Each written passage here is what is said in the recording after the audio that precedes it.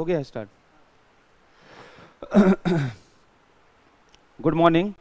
तो जुडिशरी से रिलेटेड कुछ और क्वेश्चन बचे हुए थे जो हम लोगों को देखने हैं। कल हम लोगों ने जुडिशरी से रिलेटेड जो मेंस रिलेटेड इश्यूज हैं वो हम देख रहे थे, और वहाँ से अगर क्वेश्चन आते हैं तो कैसे पॉइंट वाइज वहाँ पर आपको अपने आंसर देने हैं, ये हम लोगों ने बात किया हुआ था। कल हम लोगों ने पीआईएल पर बात किया हुआ था। आज हम लोग देखते हैं जुडिशियल रिव्यू। न्यायिक समीक्षा की एक शक्ति होती है, जो जुडिशियल रिव्यू पावर होता है सुप्रीम कोर्ट का, तो ये बड़ा कंट्रोवर्सी में रहता है। कई बार यहाँ पर क्वेश्चन भी बनते हैं। तो यहाँ पर क्वेश्चन जो बनते हैं जुडिशियल रिव्यू से, बेसिकली वो क्वेश्चन इसलिए बनते हैं कि जुडिशियल रिव्यू का मतलब पहले एक बार समझिएगा। तो जुडिशियल रिव्यू जो है वो बेसिकली जुडिशरी को एक ऐसा पावर अथॉरिटी देता है जिसके थ्रू वो जो एग्जीक्यूटिव और लेजिस्लेचर है उसके एक्शन के कॉन्स्टिट्यूशनल वैलिडिटी को एग्जामिन कर सकता है। मतलब कि लेजिस्लेचर जो हमारे यहाँ है, चाहे वो पार्लियामेंट हो चाहे स्टेट लेजिस्लेचर हो, एग्जीक्यूटिव चाहे वह सेंट्रल गवर्नमेंट हो चाहे स्टेट गवर्नमेंट हो, इनको कॉन्स्टिट्यूशन के प्रोविजन के अकॉर्डिंग फंक्शन करना है। अगर कॉन्स्टिट्यूशन के बियॉन्ड जाकर कोई काम करते हैं तो ये अनकॉन्स्टिट्यूशनल एक्टिविटी है, और इसी चीज को चेक करने के लिए हमारी जुडिशरी के पास जुडिशियल रिव्यू का पावर है। हमने आपको पहले भी बताया था कि जुडिशियल रिव्यू टर्म का यूज जो है वो कॉन्स्टिट्यूशन में कहीं भी नहीं किया गया है, लेकिन कुछ कुछ आर्टिकल हैं जिनमें एक बेस दिखाई देता है कि ये जुडिशियल रिव्यू ही तो हैं। जैसे आर्टिकल 13 जो है उसमें ये कहा गया है कि अगर फंडामेंटल राइट्स को अगर मिनिमाइज करने वाले या उसको एब्रोगेट करने वाले, उसको खत्म करने वाले कोई भी ऑर्डर हो, कोई भी लॉ हो, कोई भी ऑर्डिनेंस हो, कोई नोटिफिकेशन हो, कोई कस्टम हो, कोई असेज हो, कुछ भी हो, तो उसे वहां पर इनवैलिड घोषित किया जा सकता है। वो किसके द्वारा किया जाएगा? वो जुडिशरी के द्वारा किया जाएगा। तो इससे जुडिशियल रिव्यू का एक बेस मिलता है। या आर्टिकल 32, आर्टिकल 226, ये सब बेस देते हैं जुडिशियल रिव्यू का सुप्रीम कोर्ट को। चूंकि हम ये मान के चलते हैं कि जो हमारा सुप्रीम कोर्ट है वह फाइनल इंटरप्रेटर है कॉन्स्टिट्यूशन का, तो अगर कोई भी काम विधायिका कार्यपालिका कर रही है तो संविधान की व्याख्या वहां पर, संविधान का इंटरप्रिटेशन जो है वह कोर्ट करता है, और उसी के अकॉर्डिंग वो देखता है कि वो सही कर रहे हैं या गलत कर रहे हैं। अब सवाल ये है कि पार्लियामेंट कोई भी लॉ बनाए या एग्जीक्यूटिव कोई भी अगर डिसीजन ले और जुडिशरी वहां पर बोल दे कि अनकॉन्स्टिट्यूशनल है, क्योंकि उसके पास जुडिशियल रिव्यू का पावर है, तो ये एक अलग तरीके का कॉन्फ्लिक्ट्स क्रिएट करता है कि जहां पर judiciary versus executive, judiciary versus legislature start हो जाता है। इसलिए बहुत से लोगों का मानना है कि जुडिशियल रिव्यू अनलिमिटेड पावर नहीं होना चाहिए, और सही बात तो यह है कि जुडिशियल रिव्यू हमारे यहाँ अनलिमिटेड था भी नहीं। तो ये फिर डिबेट क्यों आया कि जुडिशियल रिव्यू जो है वह जुडिशरी के पावर को इतना एब्सोल्यूट बना देता है कि इससे जो हमारा पूरा एक बैलेंस हमारा गवर्नेंस का है वो डिस्टर्ब होता है। तो इसकी वजह ये रही कि जब केशवानंद भारती केस आया तो केशवानंद भारती केस में एक कंसेप्ट आया, basic structure of the constitution. कहा गया कि basic structure of the constitution को कॉन्स्टिट्यूशनल अमेंडमेंट के थ्रू वह बदला नहीं जा सकता है, और लेजिस्लेचर या एग्जीक्यूटिव कोई भी काम ऐसा नहीं करेंगे जो basic structure of the constitution के अगेंस्ट हो। अब सवाल यह था कि basic structure of the constitution क्या है, तो जुडिशरी ने कहा ये हम डिसाइड करेंगे, समय समय पर टाइमली हम आपको बताते रहेंगे, इन्फॉर्म करते रहेंगे। अब ये एक ऐसा पावर था जिसने जुडिशरी के पूरे जुरिस्डिक्शन के स्कोप को जो है, रिव्यू के स्कोप को जो है बहुत बहुत ज्यादा वाइड कर दिया, कि यानी जुडिशरी अब किसी भी चीज को कहेगा कि ये basic structure of the constitution है और यह जो आपका लॉ है, ये जो आपका एक्शन है, ये इसके अगेंस्ट है। तो यहां पर जुडिशरी के पास एक अनलिमिटेड जुडिशियल रिव्यू का जो स्कोप है वो यहां पर आ रहा है। इसी तरीके का एक मसला आया आईआर कोहेलो केस में। आईआर कोहेलो केस में जुडिशरी ने कहा कि जुडिशियल रिव्यू अपने आप में basic structure of the constitution है, और इसको किसी भी तरीके से जो है वह यहाँ पर लेजिस्लेचर के थ्रू वह मिनिमाइज नहीं किया जा सकता है। यह जो है basic structure of the constitution है, इसके ऊपर रिस्ट्रिक्शंस नहीं लगाए जा सकते हैं। और वहाँ पर जो सबसे इंपॉर्टेंट फीचर रहा आईआर कोहेलो केस में, जब जुडिशरी ने कहा कि हम 9th शेड्यूल का भी जुडिशियल रिव्यू कर सकते हैं। अभी तक पार्लियामेंट ने जो कॉन्स्टिट्यूशनल अमेंडमेंट किया था उसमें 9th शेड्यूल को जुडिशियल रिव्यू के एम्बिट से बाहर रखा था, और अचानक आईआर कोयलो केस में जुडिशरी कहती है कि नहीं, हम इसका भी रिव्यू करेंगे। तो बोला जाने लगा कि इस केस के बाद जुडिशरी के पास अनलिमिटेड रिव्यू का जो स्कोप था वो आ गया, और ये अपने आप में जो है वह जुडिशरी को बहुत पावरफुल बनाता है। जबकि हमारा अपना मानना है, हमारे इस डेमोक्रेटिक सेटअप में चाहे वो लेजिस्लेचर, एग्जीक्यूटिव या जुडिशरी हो, हम किसी की भी सुप्रीमेसी की बात नहीं करते हैं, किसी की टायरनी की बात नहीं करते हैं, किसी के सुप्रीम पावर की बात नहीं करते हैं। ना हमारे यहाँ लेजिस्लेटिव सुप्रीमेसी है, ना एग्जीक्यूटिव सुप्रीमेसी, और ना ही जुडिशियल सुप्रीमेसी। हम तो कॉन्स्टिट्यूशनल सुप्रीमेसी चाहते हैं। हम चाहते हैं कि तीनों आर्गन, तीनों ब्रांचेस जो हैं गवर्नमेंट के, आपस में बैलेंस तरीके से वहां पर वह इंटरेक्ट करें। हम इनमें किसी भी तरीके का डिस्टरबेंस नहीं चाहते। लेकिन इस जुडिशियल रिव्यू के डिबेट ने यहां पर ऐसा प्रॉब्लम क्रिएट कर दिया है। तो इसलिए ये क्वेश्चन हमारे लिए इंपॉर्टेंट हो जाता है कि क्या आपको लगता है कि जुडिशियल रिव्यू का जो पावर है जुडिशरी का, वो अनलिमिटेड पावर है, और इसकी वजह से क्या प्रॉब्लम्स आते हैं? ये क्वेश्चन आपके लिए वहां पर पूछा जा सकता है। तो इसलिए यहां पर अगला जो क्वेश्चन हमारा है वो है जुडिशियल रिव्यू यानी न्यायिक समीक्षा की शक्ति।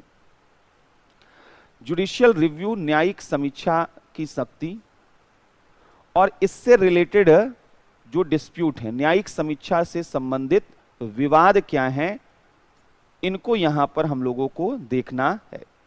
तो क्या है यहां पर विवाद और क्या इससे रिलेटेड इश्यूज हैं, आइए एक एक करके देखते हैं। पहले हम अगर बैकग्राउंड देखें तो पहले हम अगर डिफाइन कर दें, यानी क्या मतलब है न्यायिक समीक्षा का, मतलब जुडिशियल रिव्यू का मतलब क्या है, मीनिंग ऑफ जुडिशियल रिव्यू क्या है, न्यायिक समीक्षा से आशय क्या है। तो न्यायिक समीक्षा जो है वह जुडिशरी का वो पावर है जिसके थ्रू वह लेजिस्लेटिव और एग्जीक्यूटिव एक्शन की कॉन्स्टिट्यूशनल वैलिडिटी को एग्जामिन करते हैं। यानी न्यायपालिका द्वारा वह विधायिका तथा कार्यपालिका के कार्यों, विधायिका तथा कार्यपालिका के कार्यों की संवैधानिकता, कॉन्स्टिट्यूशनल या की संवैधानिक वैधता की जांच, कि कार्यों की संवैधानिक वैधता, कॉन्स्टिट्यूशनल वैलिडिटी, संवैधानिक वैधता की जांच, यानी कॉन्स्टिट्यूशनल जो validity of legislative and executive action है उनको एग्जामिन करना ही जुडिशियल रिव्यू है। ये पहली चीज तो यहां पे ये समझना चाहिए। अब दूसरा हमने कहा यहां से एक और चीज है कि यह कॉन्स्टिट्यूशन में मेंशन नहीं है, यानी न्यायिक समीक्षा शब्द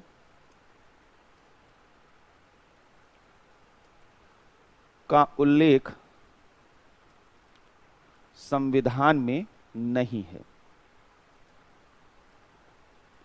संविधान में नहीं है। तो कॉन्स्टिट्यूशन में ये मेंशन नहीं है, लेकिन इसकी धारणा इनहेरेंट है आर्टिकल 13, 32 to 26, इन सब में यह है।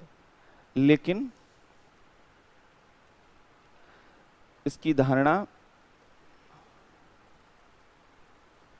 आर्टिकल 13, आर्टिकल 32, आर्टिकल 226 में इनहेरेंट है, निहित है।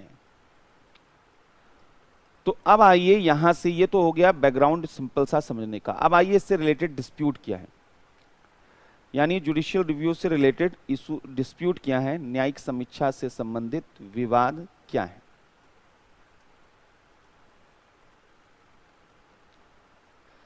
न्यायिक समीक्षा से संबंधित विवाद क्या है। तो पहले यहां पर हमको देखना होगा कि न्यायिक समीक्षा का ये डिस्प्यूट कहां से स्टार्ट हुआ, कैसे स्टार्ट हुआ, इसका अपना एक ओरिजिन था। तो 2-3 केसेस आपको मालूम होनी चाहिए जिसको आप अपने आंसर में मेंशन कर सकें। जैसे कि यहां पर शुरुआत में पहला जो केस आया, शंकरी प्रसाद केस। शंकरी प्रसाद केस में यहां पर जो है शंकरी प्रसाद वाद। इस केस में अगर हम इस तरीके से इसको शो करें, शंकरी प्रसाद केस में यहां पर क्या बोला गया कि फर्स्ट कॉन्स्टिट्यूशनल अमेंडमेंट को चैलेंज किया गया था कि यह कॉन्स्टिट्यूशनल अमेंडमेंट जो किया गया था, फर्स्ट कॉन्स्टिट्यूशनल अमेंडमेंट, पार्लियामेंट के पास राइट नहीं है, ये जुडिशरी के पास यहां पर वह जो है बोला गया था। तो जुडिशरी ने जो है इसको फर्स्ट कॉन्स्टिट्यूशनल अमेंडमेंट की कॉन्स्टिट्यूशनल वैलिडिटी को एग्जामिन किया और बताया कि नहीं, फर्स्ट कॉन्स्टिट्यूशनल अमेंडमेंट जो है वो सही है, इसमें कहीं कोई दिक्कत नहीं है। तो यहां पर फर्स्ट कॉन्स्टिट्यूशनल अमेंडमेंट, प्रथम संविधान संशोधन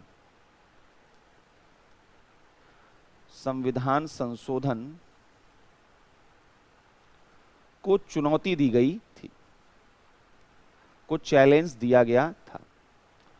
और यहां पर जो है कोर्ट ने कहा, न्यायालय ने क्या कहा कि पार्लियामेंट के पास राइट है फंडामेंटल राइट्स में, इंक्लूडिंग फंडामेंटल राइट्स, वो कहीं भी अमेंडमेंट कर सकता है। तो संसद के पास संविधान संशोधन की शक्ति है, संसद के पास संविधान संशोधन की शक्ति है, इन्होंने ये एक्सेप्ट किया। तो यहां पर जो है संशोधन की शक्ति है। ये जो फर्स्ट कॉन्स्टिट्यूशनल अमेंडमेंट को यहां पर जो है वह किया गया था चैलेंज, इसमें एक प्रोविजन बड़ा डिस्प्यूटेड था। फर्स्ट कॉन्स्टिट्यूशनल अमेंडमेंट के थ्रू एक 9th शेड्यूल को भी जो है वह इंसर्ट किया गया था और इसके थ्रू ये बोला गया था कि 9th शेड्यूल में जो इंक्लूडेड सब्जेक्ट हैं वो जुडिशियल रिव्यू के एम्बिट से बाहर होंगे। तो इसमें ये बोला गया था 9वीं अनुसूची के विषय वो न्यायिक समीक्षा से बाहर होंगे, 9वीं अनुसूची के विषय न्यायिक समीक्षा से बाहर होंगे, न्यायिक समीक्षा के दायरे से बाहर होंगे। इस वक्त जो है जुडिशरी ने इसको एक्सेप्ट कर लिया, यानी वह कन्फ्रंटेशन के मूड में जुडिशरी नहीं थी। तो यहां पर एक बैलेंस दिखाई देता है, वह जुडिशरी ने इस चीज को एक्सेप्ट किया। लेकिन अगला जो मामला आया वहां पर जो है इशू बढ़ गए। अगला जो केस आया वो था गोलकनाथ केस। गोलकनाथ केस में ये डिस्प्यूट आगे बढ़ना शुरू हो गया। गोलकनाथ केस में जो है जुडिशरी ने यहां पर जो है क्या बोला, जुडिशरी ने कहा कि फंडामेंटल राइट्स में अमेंडमेंट नहीं हो सकते हैं, फंडामेंटल राइट्स में संशोधन नहीं हो सकते हैं। इन्होंने जो कॉन्स्टिट्यूशनल अमेंडमेंट पावर था पार्लियामेंट का उसको रिस्ट्रिक्ट किया।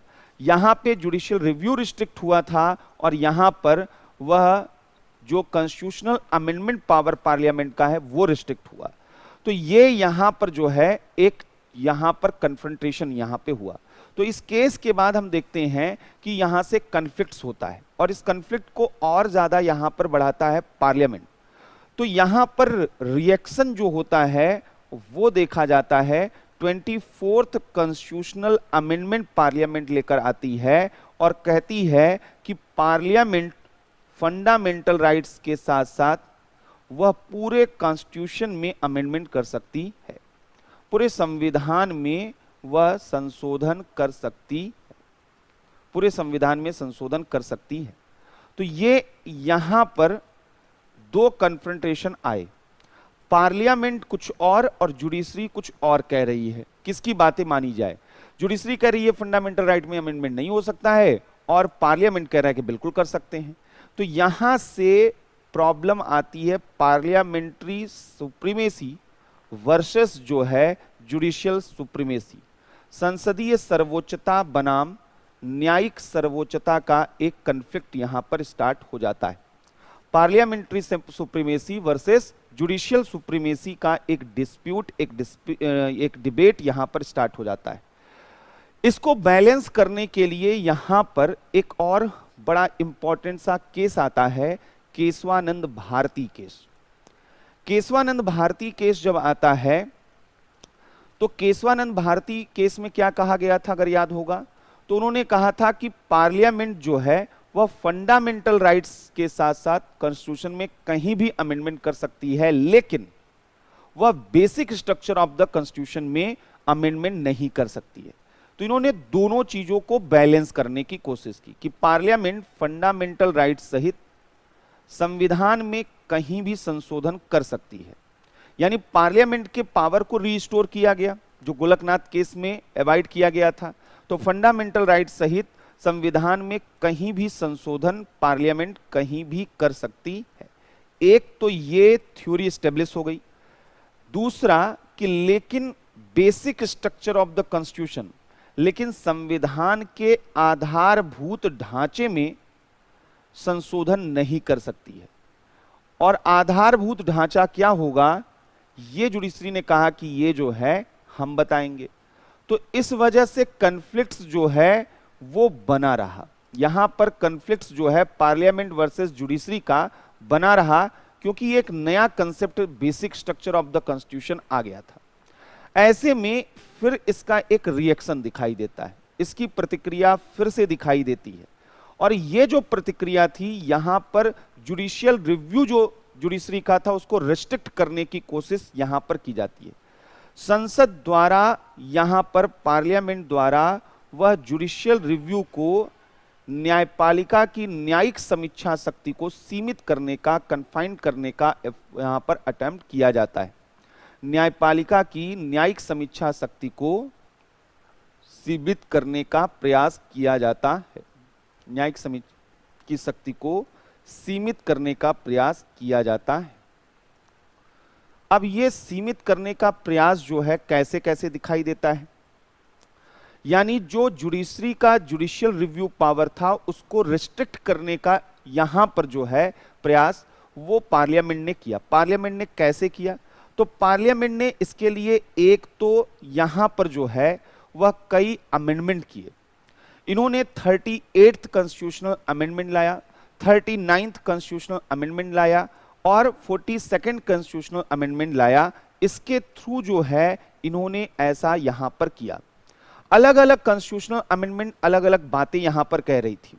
जैसे अगर यहां पर देखें तो 39th कॉन्स्टिट्यूशनल अमेंडमेंट के थ्रू प्राइम मिनिस्टर के इलेक्शन को, यहां पर जो प्राइम मिनिस्टर के इलेक्शन के साथ साथ जो है 38 में जैसे उन्होंने बोला कि नेशनल इमरजेंसी ऑर्डिनेंस, इनका जो है रिव्यू नहीं हो सकता है। इस तरीके की चीजें यहां पर लाई गई थी। तो ये अपने आप में एक बड़ा विवाद यहां पर लेकर आ रही थी। तो 38वें संविधान संशोधन द्वारा नेशनल इमरजेंसी यानी राष्ट्रीय आपातकाल को न्यायिक समीक्षा के दायरे से बाहर कर दिया गया कि इसकी न्यायिक समीक्षा नहीं कर सकते हैं, चाहे जैसे हम इसको लागू करें। तो राष्ट्रीय आपातकाल को न्यायिक समीक्षा के दायरे से बाहर कर दिया गया। इसी तरीके से 39th कॉन्स्टिट्यूशनल अमेंडमेंट लाया गया था और 39th कॉन्स्टिट्यूशनल अमेंडमेंट में चाहे वह प्रेसिडेंट हो, चाहे वह वाइस प्रेसिडेंट हो, चाहे वहां पर प्राइम मिनिस्टर हो, इनके निर्वाचन को, यहां पर स्पीकर हो, तो इनके इलेक्शन को के निर्वाचन को जुडिशियल रिव्यू से बाहर किया गया कि इन पर चाहे निर्वाचन गलत हो सही हो, जुडिशरी कुछ नहीं कर सकती है। तो इसको भी जुडिशियल रिव्यू के एम्बिट से बाहर किया गया, न्यायिक समीक्षा के दायरे से बाहर किया गया। तो ये अपने आप में जुडिशियल रिव्यू को कम करने जैसा यहां पर प्रयास था। और सबसे एक्सट्रीम स्टेप जो पार्लियामेंट ने लिया वो 42nd कॉन्स्टिट्यूशनल अमेंडमेंट के थ्रू लिया। इस अमेंडमेंट में यह देखा गया कि संसद की संविधान संशोधन की शक्ति भी न्यायिक समीक्षा के दायरे से बाहर कर दी गई। पार्लियामेंट कॉन्स्टिट्यूशन में कहीं भी अमेंडमेंट करेगा, कहीं भी, इन चाहे वो फंडामेंटल राइट हो या कोई भी पार्ट, जो जुडिशरी जो है उस पर कुछ भी नहीं कह सकती है। तो संसद की संविधान संशोधन शक्ति न्यायिक समीक्षा के दायरे से बाहर, न्यायिक समीक्षा के दायरे से बाहर कर दिया। तो इसने जो है यहां पर जो है वह बहुत बड़ा डिबेट यहां पर क्रिएट किया। हालांकि मिनर्वा मिल्स केस में इन संवैधानिक संशोधनों को जुडिशरी ने अनकॉन्स्टिट्यूशनल यहां पर फिर से डिक्लेयर कर दिया कि ऐसा गलत है। तो मिनर्वा मिल्स केस आया और मिनर्वा मिल्स केस में बाद में न्यायपालिका ने, जुडिशरी ने, ये जो अमेंडमेंट थे जो जुडिशियल रिव्यू को रिस्ट्रिक्ट कर रहे थे, न्यायपालिका ने इन संशोधनों को असंवैधानिक जो है डिक्लेयर कर दिया, अनकॉन्स्टिट्यूशनल। इन संशोधनों को असंवैधानिक घोषित कर दिया, यानी कि ये अनकॉन्स्टिट्यूशनल है, गलत तरीके से किए गए हैं, और जुडिशियल रिव्यू को फिर से रिज्यूम किया गया, यानी न्यायिक समीक्षा की धारणा को फिर से बहाल किया गया। तो न्यायिक समीक्षा फिर से यहां पर बहाल हुई, और इसके बाद से तो जो है जो जुडिशरी का पावर था वो लगातार बढ़ता गया, यानी 42nd, 38, 39 कॉन्स्टिट्यूशनल अमेंडमेंट सब खत्म हो गए, और यहां पर जुडिशरी अब कहीं भी रिव्यू कर सकती थी, जैसे पहले जैसा था वो फिर कर दिया गया। और यहां पर जो सबसे महत्वपूर्ण केस आया वो केस आया IR. Coelho case. IR. Coelho case यहां पर जो है ये बड़ा चर्चित यहां पर केस आया हुआ था। आई.आर. कोएलो केस 2007 का केस था। इसमें न्यायिक समीक्षा को, जुडिशियल रिव्यू को basic structure of the constitution declare किया गया। न्यायिक समीक्षा संविधान का आधारभूत ढांचा है, इसमें बोला गया संविधान का आधारभूत ढांचा, और साथ ही साथ यहां पर जो है ये बोला गया कि न्यायपालिका जो है यहां पर 9 शेड्यूल का रिव्यू कर सकती है। न्यायपालिका द्वारा बोला गया वह 9वीं अनुसूची में शामिल विषय, 9वीं अनुसूची में 9th शेड्यूल में, 9वीं अनुसूची में 1973 के बाद शामिल विषयों की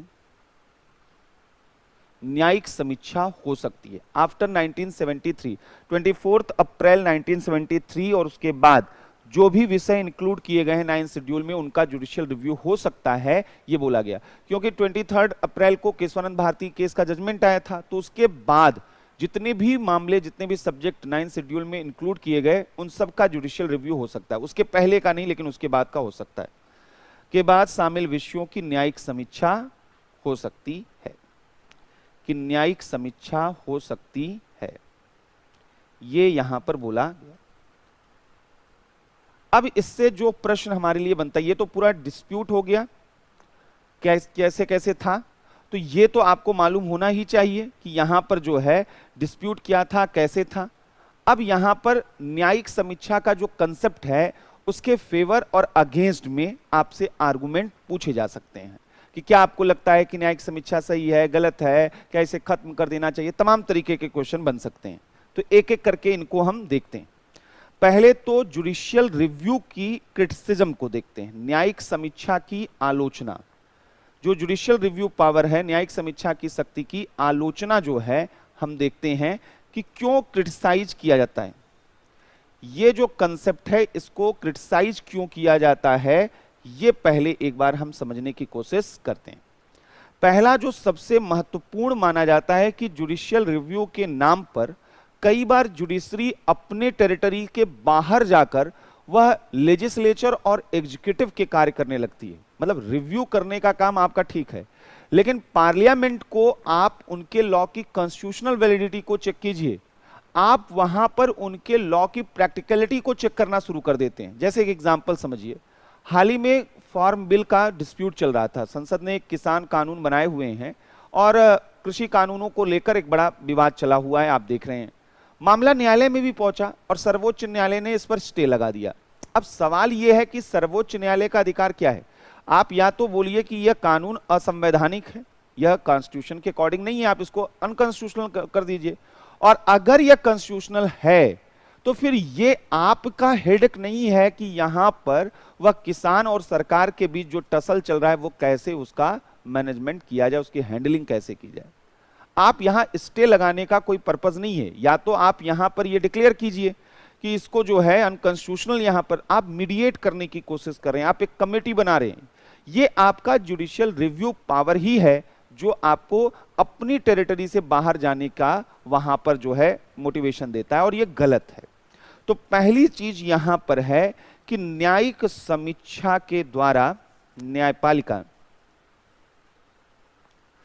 न्यायिक समीक्षा द्वारा न्यायपालिका वह न्यायपालिका विधायिका और कार्यपालिका के क्षेत्रों में इनक्रोच करती है। इनक्रोचमेंट ये है, ये जुडिशियल इनक्रोचमेंट है, विधायिका और कार्यपालिका के क्षेत्रों में अतिक्रमण करती है, और यह सही नहीं, कार्यपालिका के क्षेत्रों में अतिक्रमण करती है। और ये जो है यहां पर जो है, जैसे हमने कहा कि आज के जो यहां पर कुछ एग्जाम्पल हैं कि फार्म लॉ जो हैं, कृषि कानून, फार्म बिल जो हैं, उनको इंप्लीमेंट होने से रोकना, ये यहां पर शो करता है कि आपका काम आप नहीं कर रहे हैं, दूसरे के अधिकार क्षेत्र में जा रहे हैं। जो schedule caste schedule tribe atrocity act था, उसमें आपने अमेंडमेंट कर दिया कि एंटीसिपेटरी बिल होगा उसमें, और उसमें जो है प्रीलिमिनरी एग्जामिनेशन होगा, इतने दिनों में ये होगा। कानून बनाना आपका काम नहीं है, कानून बनाना संसद का काम है, लेकिन जुडिशियल रिव्यू के नाम पर आप ये सब कर रहे हैं। तो शेड्यूल कास्ट शेड्यूल ट्राइब जो है वह अधिनियम SC/ST एक्ट में आपके द्वारा संशोधन किया गया। ये सब काम जो जुडिशरी कर रही है, ये इंक्रोचमेंट के तरीके का है, और ये सब जुडिशियल रिव्यू के थ्रू हो रहा है। दूसरा, जुडिशियल रिव्यू जो है उसके थ्रू जो सेपरेशन ऑफ पावर का प्रिंसिपल है, उसका बार बार वायलेशन होता है। शक्ति पृथक्करण के सिद्धांत का आप वायलेशन कर रहे हैं, इससे तो फिर जो बैलेंस है गवर्नमेंट में वो क्या है, वह ब्रेक हो जाएगी। तो शक्ति पृथक्करण सिद्धांत का उल्लंघन यहां पर कर रहे हैं, यहां पर उल्लंघन कर रहे हैं। और यहां पर जो है वह न्यायपालिका की भूमिका जो है, न्यायपालिका अपनी तयशुदा भूमिका नहीं कर रहा है। न्यायपालिका जो है यहां पर वह या तो तीसरे हाउस के रूप में अपने को दिखा रहा है, और या एक गवर्नमेंट खुद ही वो अपने आप में जुडिशियल गवर्नमेंट के रूप में बन गया है, न्यायिक सरकार। तो यहां पर थर्ड हाउस के रूप में, थर्ड लेजिस्लेचर के रूप में जुडिशरी रोल अपना प्ले कर रही है, और जुडिशियल गवर्नमेंट के रूप में यह जुडिशियल सॉवरेंटी को जो है यहां पर बढ़ाता है, यह न्यायिक संप्रभुता को लेकर आता है, और यह सही नहीं है। इससे जुडिशियल सॉवरेंटी जो है, हमारे यहाँ कोई सॉवरेंटी, हमारे यहाँ कौन है, कॉन्स्टिट्यूशनल सुप्रीमेसी, कॉन्स्टिट्यूशनल यहाँ पर जो है प्रोविजन होनी चाहिए, लेकिन ये जो है सेपरेशन ऑफ पावर का वायलेशन वह सीरियसली यहाँ पर कर रहा है। तीसरा, कि इससे यह देखा जा रहा है कि जुडिशरी जुडिशियल रिव्यू के थ्रू विधायिका और कार्यपालिका के कामों में बाधा भी उत्पन्न करती है। कई बार यह देखा जाता है कि विधायिका और कार्यपालिका जेन्युइनली कोई काम कर रही है तो भी जुडिशरी वहां पर जो है रोक देती है। इसीलिए जुडिशरी का एक इमेज बनता है एंटी डेवलपमेंट, कि जुडिशियल डिसीजन की वजह से एक पैरेलल गवर्नमेंट हमारे यहाँ चल रहा है जुडिशरी का, और जो विधायिका कार्यपालिका के कामों को करने नहीं देती है। तो ये पॉलिसी पैरालिसिस या पॉलिसी इंप्लीमेंटेशन पैरालिसिस के रूप में इसको देखा जाता है, कि नीतिगत पंगुता और कार्यान्वयन पंगुता की स्थिति इसकी वजह से आती है। पॉलिसी यहां पर पैरालिसिस या इंप्लीमेंटेशन पैरालिसिस यहां पर दिखाई देता है, नीतिगत पंगुता और कार्यान्वयन की पंगुता की स्थिति यहां पर होती है, और कार्यपालिका जो है कि पंगुता की स्थिति यहां पर आ रही है, क्योंकि इनके कार्यों में बाधा उत्पन्न किया जा रहा है, कि विधायिका और कार्यपालिका को के कार्यों में बाधा यहां पर आ रहा है। यहां विधायिका और कार्यपालिका के कार्यों में बाधा उत्पन्न हो रहा, के कार्यों में बाधा उत्पन्न हो रहा। और सबसे लास्ट में जो यहां पर प्रॉब्लम है, कि जो हमारा कॉन्स्टिट्यूशनल एक स्ट्रक्चर है वो यहां पर जो है बार बार डिस्टर्ब हो रहा है। जो संवैधानिक ढांचा है, जो कॉन्स्टिट्यूशनल स्ट्रक्चर हमारा है, संवैधानिक ढांचा है, कॉन्स्टिट्यूशनल सिस्टम है, संवैधानिक ढांचे की स्टेबिलिटी, स्थिरता और संतुलन इससे प्रभावित होती है। अगर इसका एक्सेसिव यूज किया जाए तो संतुलन जो है वह प्रभावित होती है। तो इससे जो है कॉन्स्टिट्यूशनल जो सिस्टम हमारा मैकेनिज्म है, उसकी स्टेबिलिटी और बैलेंस वहां पर डिस्टर्ब्ड होती है, प्रभावित हो रही है, अगर जुडिशियल रिव्यू वह एक्सेसिव रूप में जुडिशरी के द्वारा यूज किया जाता है। ये तब हम बता रहे हैं जब इसका मिसयूज हो रहा है। न्यायिक समीक्षा का जब दुरुपयोग होता है तो ये क्रिटिसिज्म किया जाता है कि जुडिशरी इस तरीके से अपना बिहेवियर करती है। लेकिन इसके बावजूद हम ये कहें कि जुडिशियल रिव्यू का कंसेप्ट बिल्कुल गलत है, ऐसा बिल्कुल नहीं है। यानी कि यहां पर यह वन डायमेंशनल यह अभी तक का एनालिसिस है कि हमने 4 पॉइंट निकाल दिए कि यहां जुडिशियल रिव्यू क्यों गलत है। आइए जुडिशियल रिव्यू के उन बिंदुओं को समझते हैं कि क्यों ये जरूरी है।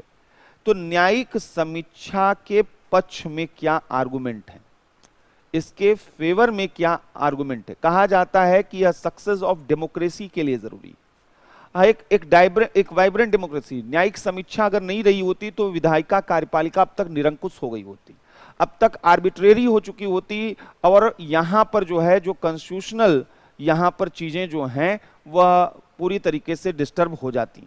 तो यहां पर जो है ये एक बड़ा इशू यहां पर आता है।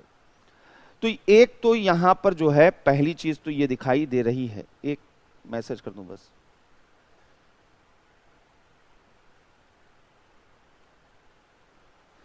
तो यहां पर ये दिखाई देता है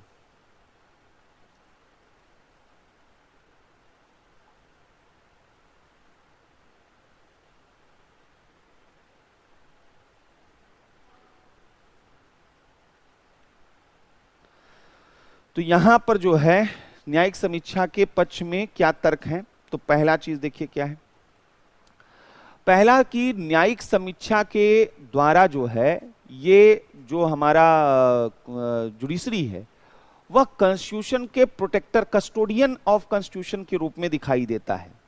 तो न्यायिक समीक्षा की ही वो शक्ति है, न्यायिक समीक्षा की शक्ति, न्यायिक समीक्षा की शक्ति के द्वारा वह प्रोटेक्टर या कस्टोडियन ऑफ कॉन्स्टिट्यूशन का रोल निभाता है, संविधान के अभिरक्षक की भूमिका निभाता है, कस्टोडियन ऑफ कॉन्स्टिट्यूशन की भूमिका का निर्वहन करता है। और इसके थ्रू वो क्या करता है, वह विधायिका और कार्यपालिका, लेजिस्लेचर और एग्जीक्यूटिव के आर्बिट्रेरीनेस को कंट्रोल करता है। विधायिका और कार्यपालिका के मनमाने व्यवहार पर नियंत्रण करता है, मनमाने व्यवहार पर नियंत्रण यहां पर करता कि ये कोई भी ऐसा काम न करें जो कॉन्स्टिट्यूशन के बियॉन्ड हो, कॉन्स्टिट्यूशन के बेसिक जो है स्ट्रक्चर को वायलेट करना हो, मिसयूज करने वाला हो। आप कोई भी एग्जांपल यहां पर दे सकते हैं, चाहे वो आर्टिकल 356 का इनका जो है वो जुडिशियल रिव्यू किया हो, चाहे वह गवर्नर के जो है डिस्प्यूटेड रोल का यहां पर किया हो, राज्यपाल की भूमिका का अलग अलग समय पर यहां पर रिव्यू किया है, ऑर्डिनेंस का रिव्यू यहां पर समय समय पर किया है। तो ये सब अगर न किया होता तो आप सोचिए कि अपने तरीके से जो है वह गवर्नमेंट काम कर रही होती, कोई रोकने वाला नहीं होता। अगर आज भी जब हम बिल्कुल फ्रस्ट्रेट रहते हैं कि हमारे यहाँ पर तो बड़े लोगों का राज चलता है, माफिया लोगों का राज चलता है, पावरफुल लोग हैं, जो जिनका ग्रिप है, जिनकी पकड़ है ऊपर, वही लोग यहाँ सरवाइव करते हैं। अगर आज हम ये सारी चीजें बोल रहे हैं और उसके बावजूद हम कहते हैं कि हमारा डेमोक्रेसी जो है वो अभी भी बचा हुआ है, हमें अपने संविधान पे, हमारे न्याय व्यवस्था पे भरोसा है, तो उसकी एक बहुत बड़ी वजह है कि यहाँ पर एक लिमिट से ज्यादा जो है वह लेजिस्लेचर और एग्जीक्यूटिव को जुडिशरी ने कभी काम करने नहीं दिया। दूसरा यहाँ पर कि जुडिशियल रिव्यू क्या है। जुडिशियल रिव्यू का एक मतलब है इंटरप्रिटेशन ऑफ लॉ। भाई यहां पर जो है न्यायपालिका जब समीक्षा करती है तो संविधान की व्याख्या ही तो कर रही है, ये कानून गलत है क्योंकि संविधान के में ये कहा गया है। तो कॉन्स्टिट्यूशन का इंटरप्रिटेशन आज के कंसर्न में वो करती है, आज के कॉन्टेक्स्ट में। तो न्यायिक समीक्षा के द्वारा संविधान की व्याख्या वर्तमान परिस्थितियों के अनुसार करती है। और इसी वजह से हम ये कहते हैं कि हमारा जो कॉन्स्टिट्यूशन है वो एक लिविंग डॉक्यूमेंट बना हुआ है। संविधान एक जीवंत दस्तावेज अगर है तो उसमें जुडिशरी का बड़ा रोल है, उसके जुडिशियल रिव्यू का बड़ा रोल है। आप सोचिए कि जुडिशियल रिव्यू ही तो है जिसके थ्रू आर्टिकल 21 का इंटरप्रिटेशन हुआ और नए नए राइट्स जो हैं सिटीजन्स को दिए गए। आर्टिकल 19 का इंटरप्रिटेशन हुआ और नए नए फ्रीडम्स यहां पर दिए गए। तो ये जो राइट्स आपको मिले हैं, राइट टू क्लीन एनवायरनमेंट, तो आर्टिकल 21 का इंटरप्रिटेशन ये जुडिशियल रिव्यू के ही थ्रू तो किया गया था कि न्यायपालिका ने वहां पर विधायिका कार्यपालिका कुछ कर रही थी, उसकी समीक्षा करते हुए उन्होंने संविधान की व्याख्या कर दी। तो यहां पर यह भी एक अच्छी चीज है कि जुडिशियल रिव्यू वह कॉन्स्टिट्यूशन का टाइमली जो है इंटरप्रिटेशन जो है वो करती रहती है, उसके अकॉर्डिंग करती रहती है और उसको लिविंग डॉक्यूमेंट बनाए रखती है। तीसरा जो है कि यह सेपरेशन ऑफ पावर का वायलेशन नहीं है। जुडिशियल रिव्यू असल में वह चेक एंड बैलेंस करती है बिटवीन 3 ब्रांचेस ऑफ गवर्नमेंट। यहां पर न्यायिक समीक्षा की एक और अच्छी बात है कि यह अवरोध और संतुलन बनाए रखती है। यह शासन में अवरोध और संतुलन यहां पर जो है वह करती है। तो शासन के तीनों अंगों में, शासन के तीनों ब्रांचेस, तीनों अंगों के मध्य अवरोध व संतुलन बनाए रखना, check and balance, check and balance, अवरोध और संतुलन स्थापित करना, ये इसका काम है। अवरोध और संतुलन स्थापित करना यहां पर, और इससे एक रिस्पॉन्सिबल गवर्नमेंट, यह जवाबदेह सरकार को यह प्रमोट करता है। अगर ऐसा होगा तो एक रिस्पॉन्सिबल गवर्नमेंट का कंसेप्ट यहां पर होता। जुडिशियल रिव्यू ही वो पावर है जिसकी वजह से कॉन्स्टिट्यूशनल वैल्यूज और डेमोक्रेटिक सेटअप जो है वह प्रोटेक्टेड होते हैं, जैसा हमने पहले ही बता दिया है। और इसकी वजह से जो सिटीजन्स हैं उनका भी जो फेथ है कॉन्स्टिट्यूशन में वो बना रहता है। और इसके साथ साथ जुडिशियल रिव्यू ही है जिसकी वजह से वह यहां पर बहुत से काम जो है सिटीजन सेंट्रिक करती है। न्यायिक समीक्षा जो है इसकी वजह से लोगों का संविधान में फेथ बना रहता है। और ऐसा क्यों बोला जा रहा है कि पीपल्स फेथ जो है, लोगों का संविधान में आस्था क्यों बनता है? क्योंकि जुडिशियल रिव्यू का ही सहारा लेकर यहां पर सोशल जस्टिस का बहुत सा काम जो है वहां पर न्यायपालिका ने किया। तो न्यायपालिका सरकार के कामों को समीक्षा करके जनता के प्रति उन्हें संवेदनशील बनाती है। जैसे कोविड के दौर में सरकार को निर्देश, कोविड इरा में आप देखिए सरकार को कई निर्देश दिए गए, प्रवासी मजदूरों से लेकर वैक्सीन से लेकर अलग अलग मामलों पर। यहां पर कोर्ट ने ये जो भी चीजें बोली हैं ये अपने आप में यहां पर जो है इंपॉर्टेंट रोल प्ले की हैं। तो एक तो यहां पर आपको ये समझना था। तो कुल मिलाकर यहां पर जो जुडिशियल रिव्यू का पावर है ये हम लोग यहां पर देख रहे थे। हम यहां पर इसके इंपॉर्टेंस को भी देख रहे थे, हम यहां पर इसके क्रिटिसिज्म को भी देखे हैं। अगर इन कंक्लूजन हमें कहना है तो यहां हमें बताना है कि जुडिशियल रिव्यू जो है वह अनलिमिटेड पावर नहीं है। ये यहां पर ध्यान रखना है कि न्यायिक समीक्षा जो है वह असीमित नहीं है। भारत में जुडिशियल रिव्यू जो है, न्यायिक समीक्षा असीमित नहीं है, अनलिमिटेड नहीं है, यानी संविधान के दायरे के भीतर ही है। यह with in ambit of constitution है, संविधान के दायरे के भीतर ही है, वह इसके बियॉन्ड नहीं है, संविधान के दायरे के भीतर ही है। और यहां पर भारत में कॉन्स्टिट्यूशनल सुप्रीमेसी है, न कि किसी गवर्नमेंट के ब्रांच की सुप्रीमेसी है। तो संवैधानिक सर्वोच्चता यहां पर है।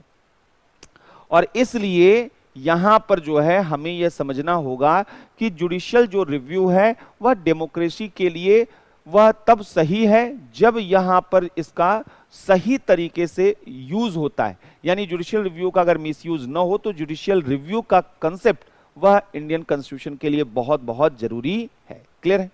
अब एक नेक्स्ट जो इंपॉर्टेंट टॉपिक डिबेट चल रहा है करंट में, जहां से क्वेश्चन बनने की पॉसिबिलिटी है, वो है कंटेम्प्ट ऑफ कोर्ट।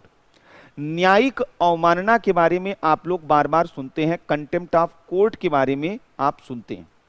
सवाल ये है कि कंटेम्प्ट ऑफ कोर्ट है क्या, तो यहां से क्वेश्चन क्या बनेगा, तो क्या इसका मतलब यहां पर है, इस पर तो हमने पहले भी देखा है, और यहां पर विवाद क्या है, डिस्प्यूट्स क्यों आ रहे हैं, इसकी जरूरत क्या थी, यहां पर इसका इंपॉर्टेंस क्या है और इसकी आलोचना क्यों हो रही है, ये सारी चीजें, क्रिटिसिज्म क्यों हो रहा है, यही तो चीजें हमें कंटेम्प्ट ऑफ कोर्ट में देखनी है।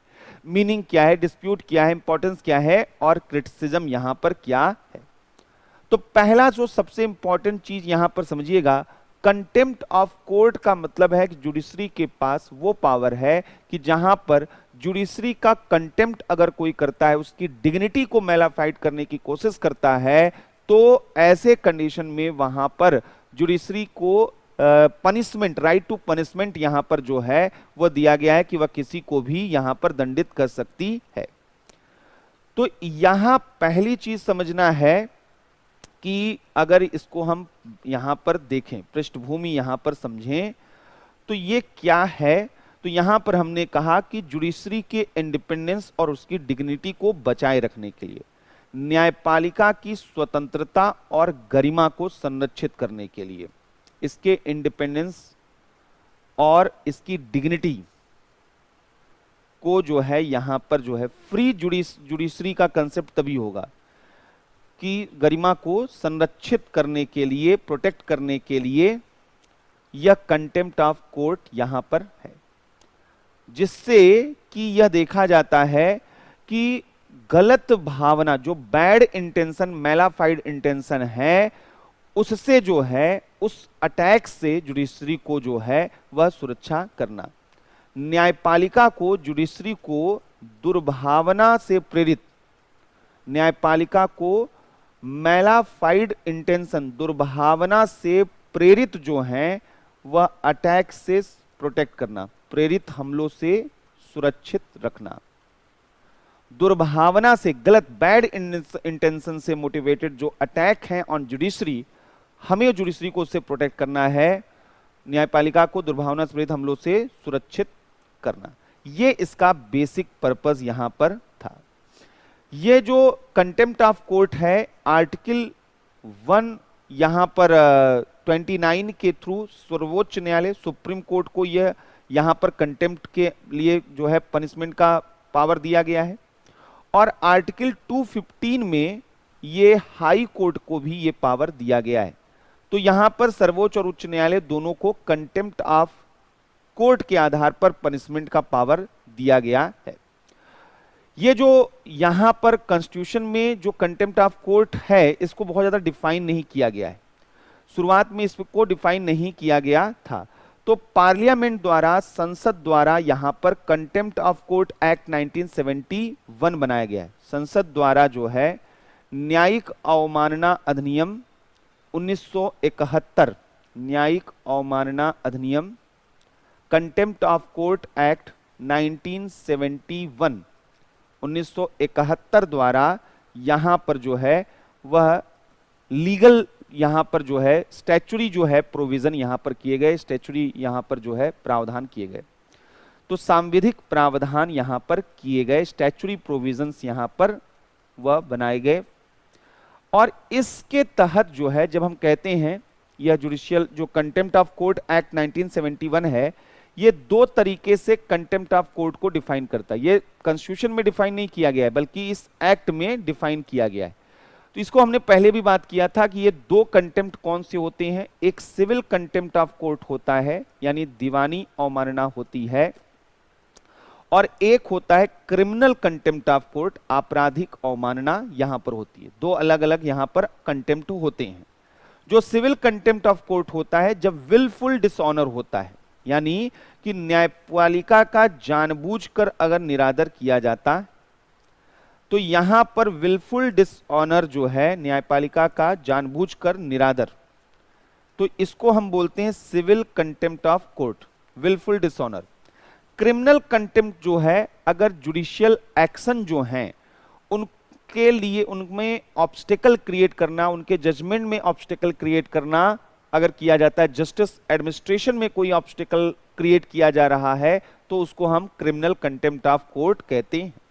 तो अगर किसी भी तरीके से, पहली चीज, कि जुडिशरी की अथॉरिटी को चैलेंज अगर किया जा रहा है, न्यायालय के प्राधिकार को चुनौती देना या उसे उसकी अथॉरिटी को लोअर दिखाना, कि प्राधिकार को चुनौती देना, चाहे वह वर्ड के थ्रू हो, आर्टिकल्स के थ्रू हो, सिंबल्स के थ्रू हो, वर्बल हो, किसी तरीके से न्यायालय के प्राधिकार को चुनौती अगर दिया जा रहा है, जुडिशियल एक्शन के अगेंस्ट बायसनेस है, अगर न्यायिक कार्रवाई के प्रति पूर्वाग्रह है, न्यायिक कार्रवाई के प्रति पूर्वाग्रह है और उसमें हस्तक्षेप कर रहे हैं, बायसनेस है और इंटरफेरेंस कर रहे हैं जुडिशियल एक्शन में, या जस्टिस एडमिनिस्ट्रेशन में, न्याय प्रशासन में आप इंटरफेरेंस कर रहे हैं, तो ऐसे कंडीशन में यहां पर यह माना जाएगा। न्याय प्रशासन में हस्तक्षेप अगर आप कर रहे हैं तो ये कंटेम्प्ट ऑफ जो है court, criminal contempt of court माना जाएगा। क्लियर है? तो यहां पर जुडिशियरी की अथॉरिटी को चैलेंज करना, लोअर करना, जुडिशियल एक्शन के अगेंस्ट बायसनेस शो करना या इंटरफेरेंस करना, जस्टिस एडमिनिस्ट्रेशन में इंटरफेरेंस करना या उसमें बाधा उत्पन्न करना, ऑब्स्टेकल क्रिएट करना, ये सब क्रिमिनल कंटेम्प्ट ऑफ कोर्ट होते हैं। यहां पर जो है, हालांकि ये बोला गया है सेक्शन 5 जो कंटेम्प्ट ऑफ कोर्ट का है, वह कहता है कि फेयर और ऑब्जेक्टिव क्रिटिसिज्म किया जा सकता है। हालांकि यहां पर यह बोला गया है कि आप कंटेम्प्ट ऑफ कोर्ट का मतलब नहीं कि आप न्यायपालिका के खिलाफ कुछ बोल रहे हैं और आपको तुरंत जेल में डाल दिया जाएगा। अगर आप न्यायपालिका की फेयर और ऑब्जेक्टिव जो है क्रिटिसिज्म करते हैं तो यह यहां पर बोला गया है। तो अधिनियम का जो एक्ट का सेक्शन 5 है, धारा 5 बोला गया है कि फेयर एंड ऑब्जेक्टिव क्रिटिसिज्म जो है जुडिशियल एक्शन का, न्यायिक कार्रवाइयों की, यहां पर जुडिशियल जो भी प्रोसीडिंग्स हैं, न्यायिक कार्रवाई की निष्पक्ष और वस्तुनिष्ठ आलोचना, फेयर एंड ऑब्जेक्टिव क्रिटिसिज्म, निष्पक्ष और वस्तुनिष्ठ आलोचना की अनुमति है कि आप ऐसा कर सकते हैं। इसे कंटेम्प्ट ऑफ कोर्ट नहीं माना जाएगा और इसमें जो है ट्रुथ को यहां पर माना जाता है कि एक जो है फेयर और ऑब्जेक्टिव क्रिटिसिज्म का आधार हो सकता है। यानी आप जो बोल रहे हैं अगर वो सही है, सच है, तो आपके खिलाफ कोई एक्शन नहीं लिया जाएगा। अब आइए पहले रेशनैलिटी जानते हैं कि न्यायिक अवमानना की रेशनैलिटी क्या है, क्यों ये, इसका इंपॉर्टेंस क्या है, इसकी रेशनैलिटी क्या है। तो न्यायिक अवमानना की तार्किकता क्या है, यह रेशनैलिटी बिहाइंड के पीछे तार्किकता, rationality behind contempt of court, तार्किकता क्या है, इसी को आप इसके इंपॉर्टेंस के रूप में भी समझ सकते हैं कि क्यों जरूरी है कंटेम्प्ट ऑफ कोर्ट। पहला जो सबसे इंपॉर्टेंट चीज है, जो ऊपर ही हम लोगों ने बात किया हुआ है, कि यह जुडिशरी की डिग्निटी और उसके फ्रीडम को प्रोटेक्ट करने के लिए जरूरी है। यह न्यायपालिका की गरिमा और स्वतंत्रता को संरक्षित करने के लिए यह सबसे इंपॉर्टेंट है। कोई कुछ भी आके न बोल दे, न्यायपालिका की गरिमा और स्वतंत्रता को संरक्षित करने के लिए, कि कोई भी यहां पर जुडिशरी के खिलाफ कुछ भी बोले, ऐसा नहीं होना चाहिए। दूसरा, यहां जो सबसे इंपॉर्टेंट चीज है, यह पब्लिक इंटरेस्ट में है कि जुडिशरी को प्रोटेक्ट किया जाए ऐसे मैलाफाइड अटैक से, जो इसकी निष्पक्षता में लोगों के फेथ को कम करें। यानी अभी जैसे मान लीजिए सुप्रीम कोर्ट ने इधर बीच कई डिसीजन दिए, बड़े डिस्प्यूटेड से रहे वहां पर, अब लोग बोलना शुरू कर दें कि सुप्रीम कोर्ट जो है बिकी हुई है, सुप्रीम कोर्ट एक पॉलिटिकल पार्टी है, सुप्रीम कोर्ट इनकी है, सुप्रीम कोर्ट उनकी है। आप बताइए कि इससे सबसे बड़ा नुकसान क्या होगा? जो लोगों का फेथ आज तक जुडिशरी में रहा वो खत्म हो जाएगा। और एक बार भारतीय लोगों का फेथ गवर्नमेंट में, कॉन्स्टिट्यूशन में, जुडिशरी में, इनमें खत्म हो जाए तो भारत को पाकिस्तान बनने में क्या समय लगेगा? पाकिस्तान की समस्या क्या है? वहां पे लोगों के अंदर वो फेथ ही नहीं है कि गवर्नमेंट के पास कोई पावर है। वो तो जानते हैं कि वहां तो आर्मी सब कुछ देख रही है, बड़े जमींदार लैंडलॉर्ड जो वहां के मजबूत लोग हैं वो सारा चीज वहां कैप्चर किए हुए हैं। तो ये एक तरीके का शैडो है जो हमारे डेमोक्रेसी को, हमारे कॉन्स्टिट्यूशन को प्रोटेक्ट करके रख रहा है। और एक बेयर लेवल पर जो है हम अपने देश में वह लॉ एंड ऑर्डर देखते हैं। कम से कम हमारे यहाँ पर ऐसा है कि हम जो है नियम कायदे एक हद तक अप टू सम एक्सटेंड हम फॉलो कर रहे हैं। प्रॉब्लम्स हैं, चैलेंजेस हैं, लेकिन अगर इंस्टीट्यूशनल जो लेजिटिमेसी क्राइसिस है अगर वो आ गया तो यकीन मानिए कि फिर तो देश में कुछ भी बचने वाला नहीं है। तो फिर सिविल अनरेस्ट बढ़ जाएंगे, सिविल वॉर जैसी कंडीशन हो जाएगी, कोई यहां भिड़ेगा कोई वहां भिड़ेगा, तो वो सबसे ज्यादा एनार्कियल जो है सिचुएशन आ जाएगा। तो यहां पर जुडिशरी में लोगों के फेथ को बनाए रखने के लिए, न्यायपालिका में लोगों की आस्था बनाए रखने के लिए, न्यायपालिका में लोगों की आस्था बनाए रखने के लिए यह कंटेम्प्ट ऑफ कोर्ट जो है वहां पर जरूरी है। न्यायपालिका में लोगों की आस्था, फेथ किससे? जिससे जो है वह न्यायपालिका जो है, न्यायपालिका के विरुद्ध जो है वह यहां पर निगेटिव सेंटिमेंट, नकारात्मक भाव न उत्पन्न हो, लोगों में निगेटिव सेंटिमेंट, नकारात्मक भाव न आए। हम इसलिए जो है यहां पर वह कंटेम्प्ट ऑफ कोर्ट लेकर आए। तीसरा जो सबसे इंपॉर्टेंट है, फ्रीडम ऑफ स्पीच एक्सप्रेशन है, लेकिन इसका मतलब यह नहीं है कि यह एब्सोल्यूट है, आप कुछ भी नहीं कर सकते हैं। वाक और अभिव्यक्ति की स्वतंत्रता निरपेक्ष नहीं है। Freedom of speech and expression जो सिटीजन्स को दिया गया, यह एब्सोल्यूट इन नेचर नहीं है, स्वतंत्रता निरपेक्ष नहीं है। हमारे कॉन्स्टिट्यूशन मेकर ने कॉन्स्टिट्यूशन में ही कंटेम्प्ट ऑफ कोर्ट को एक ग्राउंड बनाया है। न्यायिक अवमानना के आधार पर प्रतिबंधित किया जा सकता है। आर्टिकल 19 जो 2 है उसमें यह बात की गई है, न्यायिक अवमानना के आधार पर रिस्ट्रिक्टेड है, के आधार पर प्रतिबंधित किया जा सकता है। और यहां पर जो है आर्टिकल 19(2) में यह बोला गया है। होता यह है कि अगर रॉन्ग फैक्ट्स के थ्रू अगर देखा जाए, गलत तथ्यों के आधार पर, तो जुडिशरी की इमेज को जो है वह पूरी तरीके से खत्म किया जा सकता है। गलत तथ्यों के आधार पर जो है न्यायपालिका की छवि धूमिल होने से बचाना है। गलत तथ्यों के आधार पर न्यायपालिका की छवि जो है, न्यायपालिका की छवि को नष्ट होने से बचाना, ये पर्पज है। नष्ट होने से बचाना किसका पर्पज है?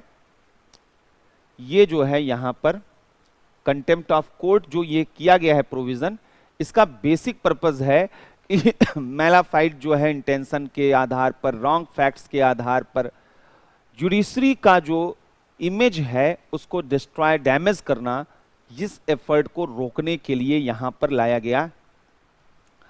दूसरी चीज ये है कि यहां पर जो है अगर कंटेम्प्ट ऑफ कोर्ट न होता तो इससे पॉलिटिसाइजेशन ऑफ जुडिशरी अब तक बढ़ गई होती, न्यायपालिका का राजनीतिकरण बढ़ गया होता और न्यायपालिका की निष्पक्षता को लेकर संदेह होते, पक्ष कुछ और बोल रहा होता, पोजीशन कुछ और बोल रहा होता, यानी यहां पर न्यायपालिका कभी वह जो है फ्रीली काम कर ही नहीं पाती।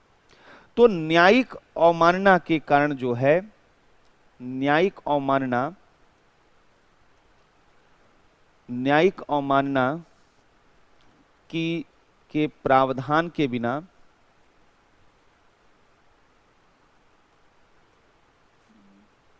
ये पॉलिटिसाइजेशन ऑफ जुडिशरी, न्यायपालिका का राजनीतिकरण बढ़ सकता था। न्यायपालिका का राजनीतिकरण जो है वो बढ़ सकता था। तो इस वजह से भी यहां पर बोला गया। अब इसके अगेंस्ट में, यानी इसके विपक्ष में क्या तर्क है? जो कंटेम्प्ट ऑफ कोर्ट है उसके विपक्ष में तर्क क्या है? क्यों इस वक्त ये बड़ा मुद्दा बना हुआ है तो ये जरूरी, इसमें कहीं कोई डाउट नहीं है, लेकिन फिर भी क्यों ये इतना बड़ा मुद्दा बना हुआ है? तो पहली चीज ये है कि न्यायिक समीक्षा जो अवमानना की शक्ति है, कंटेम्प्ट ऑफ कोर्ट, कुछ भी जुडिशरी के खिलाफ बोल दें आपको जेल में भेज दिया जाए। सवाल यह है कि फेयर क्रिटिसिज्म तो कर सकते हैं ना, तो फिर ऐसा क्यों? प्रशांत भूषण का केस आया, कुणाल कामरा का केस आया, प्रशांत कन्नौजिया का केस आया, कई लोगों का केस आया और जहां पर उनके अगेंस्ट जुडिशरी ने केवल इसलिए एक्शन लिया कि उन्होंने जुडिशरी के खिलाफ कुछ बोला था।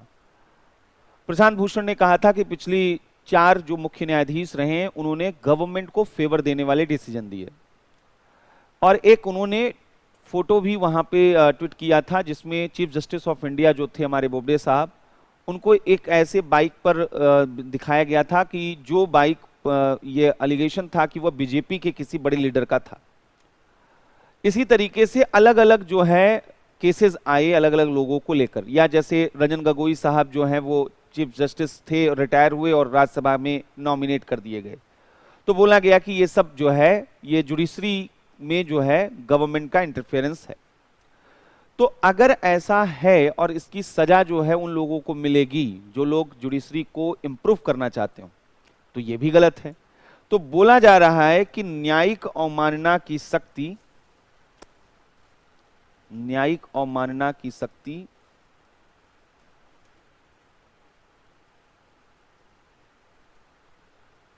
का दुरुपयोग भी तो हो सकता है, इसका मिसयूज हो सकता है।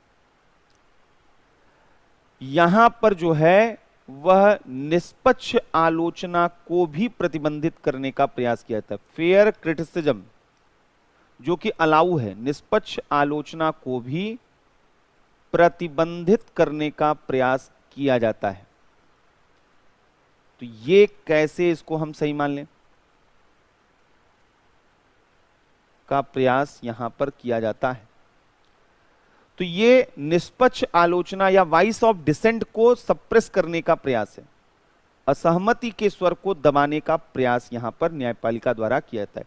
जो लोकतंत्र संविधान की सुरक्षा कर रही है वही खुद ही लोगों की आवाज को दबा रही है, असहमति के स्वर को दबाना। तो फेयर क्रिटिसिज्म तो किया जा सकता है ना,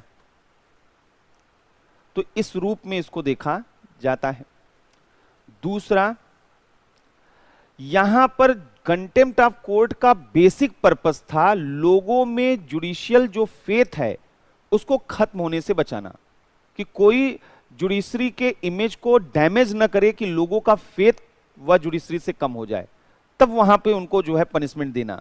लेकिन यहां पर जो है कंटेम्प्ट ऑफ कोर्ट का आर्बिट्रेरी यूज हो रहा है, जो न्यायपालिका के खिलाफ लोगों में और ज्यादा मिसट्रस्ट और वहां पर सस्पिशन क्रिएट कर रहा है। हम तो चाहते थे कंटेम्प्ट ऑफ कोर्ट का इस्तेमाल करके आप फेथ गेन कीजिए, यहां उल्टा हो रहा है कि जुडिशरी द्वारा जैसे ही किसी के खिलाफ कंटेम्प्ट ऑफ कोर्ट इस्तेमाल किया जा रहा है, लोगों में और ज्यादा सस्पिशन और ज्यादा अनरेस्ट क्रिएट हो रहा है कि वाकई जुडिशरी में सब कुछ सही नहीं चल रहा है।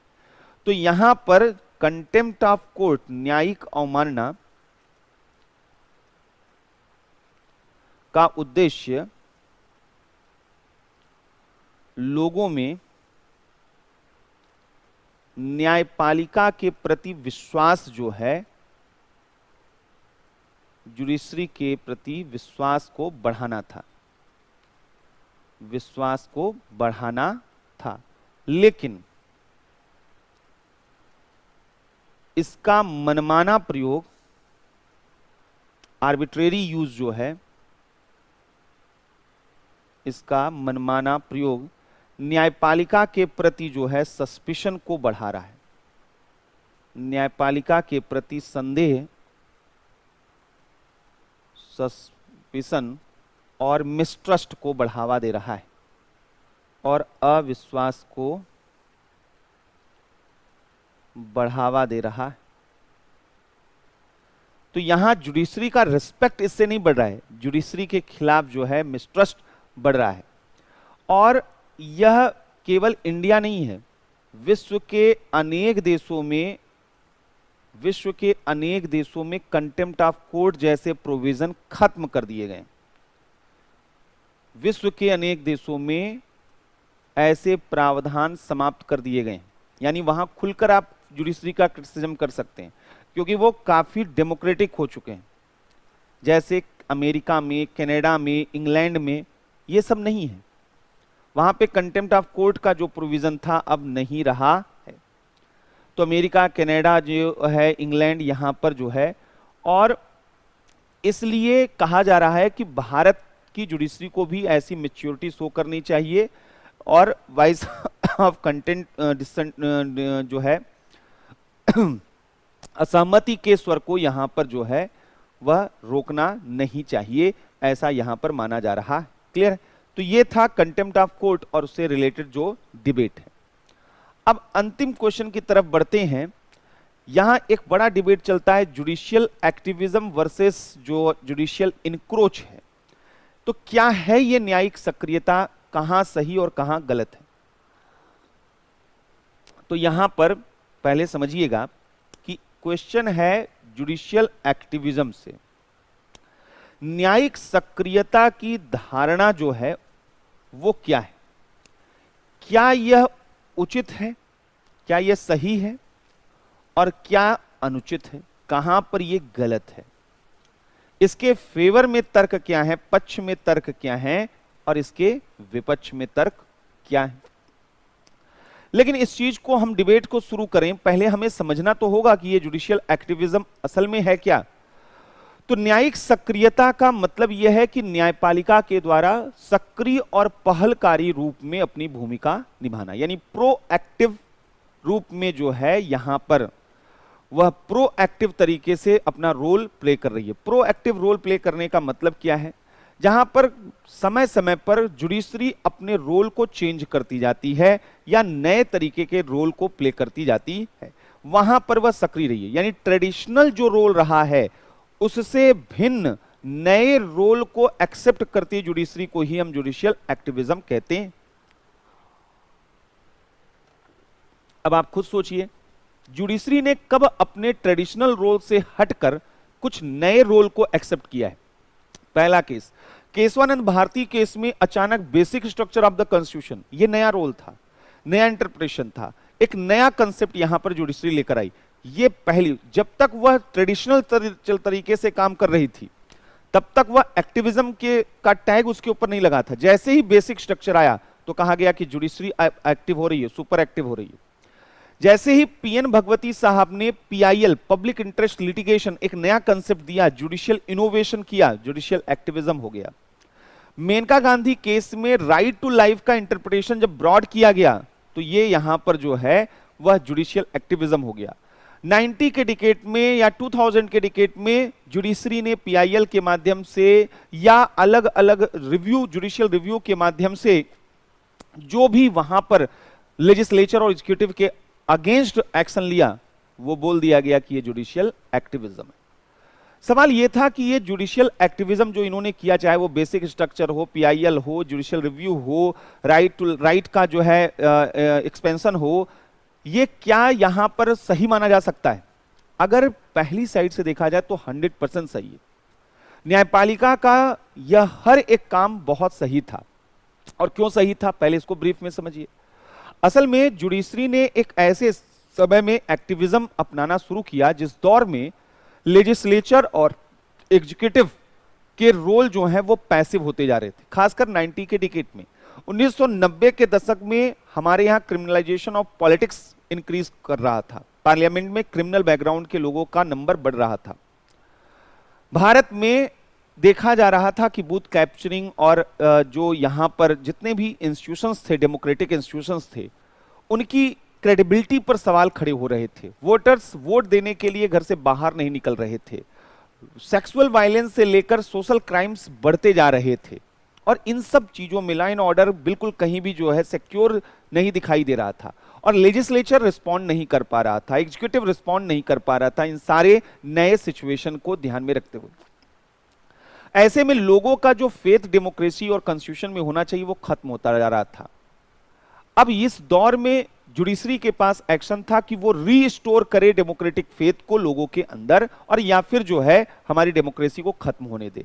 जुडिशरी ने इसी ऑप्शन को चुना और जुडिशरी ने वह जुडिशियल एक्टिविज्म के थ्रू यहां पर रीस्टोर किया अपने आप को और उनको वो पावर दिया।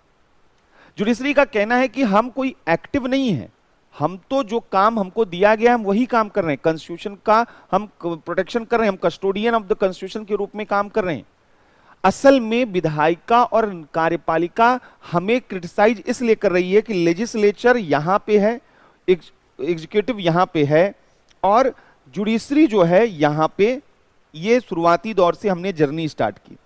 जुडिशरी ने कहा कि हम जो है वो यहीं पर बने हैं, ये दोनों जो हैं यहां पर चले गए, मतलब ये दोनों जो हैं वो पैसिव हुए हैं और वो हमें देख रहे हैं तो हम उनको एक्टिव दिख रहे हैं, क्योंकि वो काम नहीं कर रहे हैं तो वो पैसिव हैं, उनके रिलेटिव हम एक्टिव हैं। हम एक्टिव हैं नहीं, हम तो जो काम हमको दिया गया वो हम काम कर रहे हैं, वो भी अपना काम करें तो वो भी एक्टिव रहेंगे, हम भी एक्टिव रहेंगे।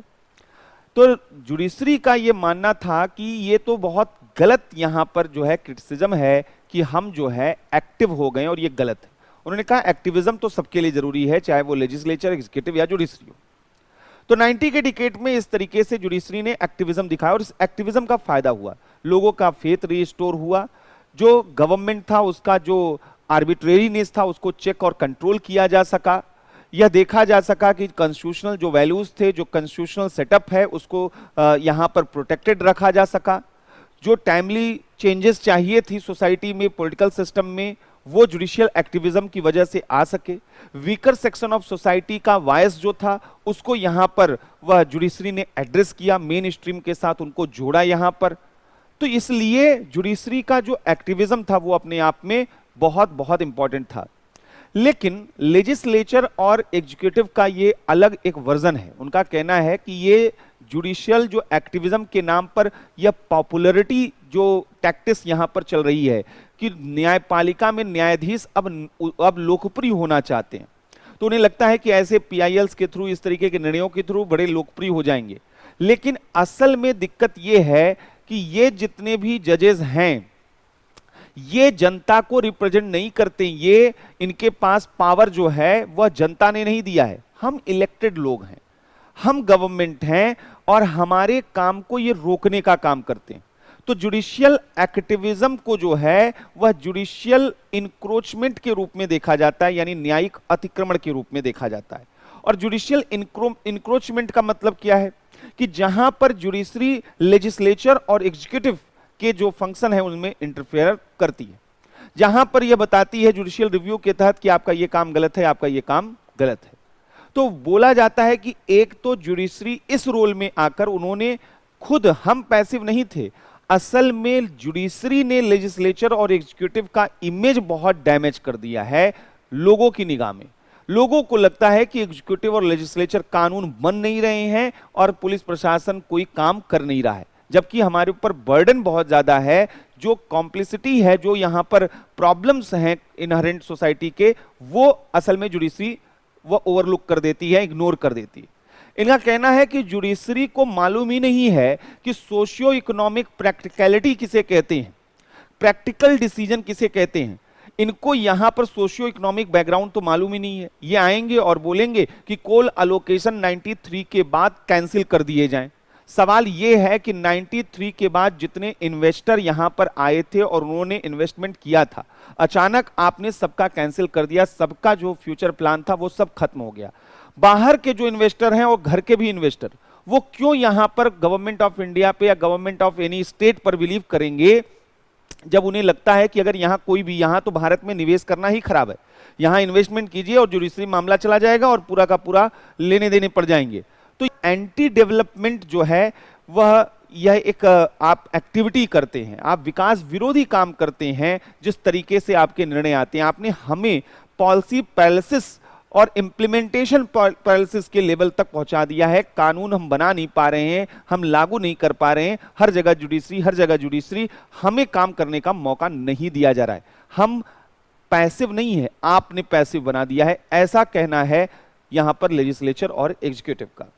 दूसरा इन लोगों का कहना है कि जो जुडिशियल इंक्रोचमेंट है, इसके थ्रू जो है जुडिशरी वह थर्ड लेजिस्लेचर और यहां पर जुडिशियल गवर्नमेंट का रोल प्ले कर रही है।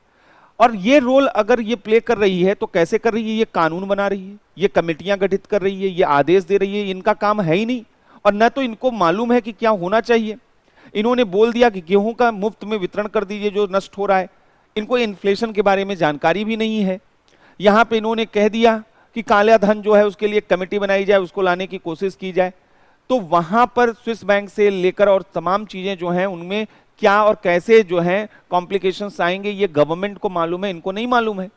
तो इनका कहना है कि असल में जुडिशरी जो है वह इंक्रोच इतना ज्यादा करती है और ऐसे कानूनों को बनाने की कोशिश करती है या खुद जो है विधायिका बनने की कोशिश करती है जिसकी विशेषज्ञता, एक्सपर्टनेस उसके पास नहीं है, वह एक्सपर्टाइज नहीं है इन सब चीजों के लिए, लेकिन फिर भी वो कहती है कि नहीं कानून ऐसा होना चाहिए, कानून वैसा होना चाहिए। आपका काम है सही और गलत बताना कि कॉन्स्टिट्यूशनल के अकॉर्डिंग है या नहीं है, कॉन्स्टिट्यूशनल है या नहीं।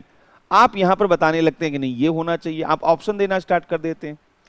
तो इसलिए भी जुडिशरी का यह क्रिटिसिज्म यहां पर किया जाता है। कहा जाता है कि एक तरफ तो जुडिशियरी जो है वह इंक्रोच कर रही है, हर जगह लेजिस्लेचर और एग्जीक्यूटिव को चेक कर रही है, और दूसरी तरफ खुद की अकाउंटेबिलिटी। तो यहां पर खुद की अकाउंटेबिलिटी जो है वो सेट है नहीं, और ये अपने आप में जो है एक बड़ा प्रॉब्लम यहां पर है। तो ये क्या है, कैसे है, इस चीज को एक एक करके यहां पर थोड़ा सा हम लोगों को समझना है। तो क्या है, आइए एक बार देखते हैं। तो यहां पर जो है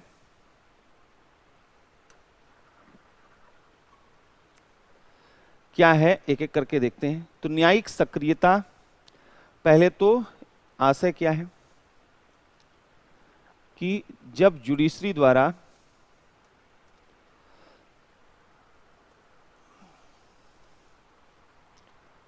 अपनी ट्रेडिशनल रोल,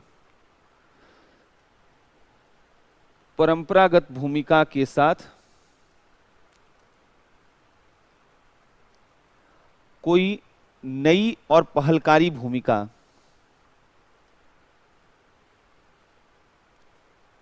ट्रेडिशनल रोल के साथ न्यू रोल को जो है, इनोवेटिव रोल को जो है वहां पर एक्सेप्ट करना, नई भूमिका, नई तथा पहलकारी भूमिका का निर्वहन करना। प्रोएक्टिव रोल, ट्रेडिशनल रोल के साथ साथ प्रोएक्टिव रोल यहां पर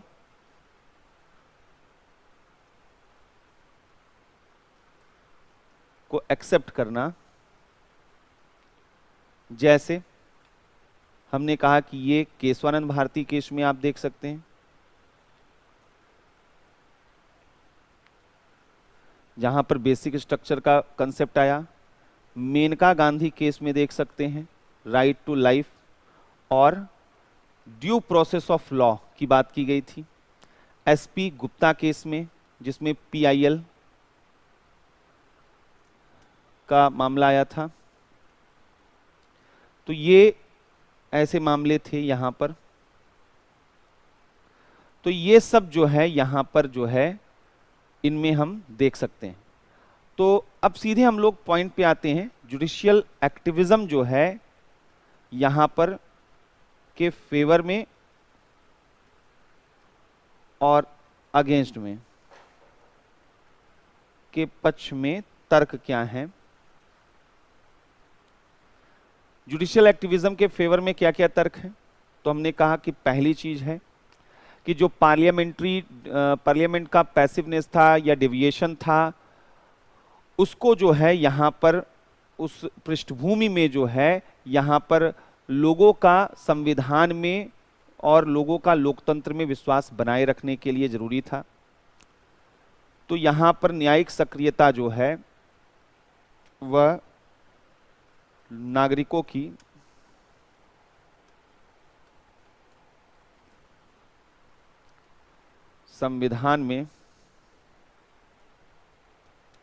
संविधान और लोकतंत्र में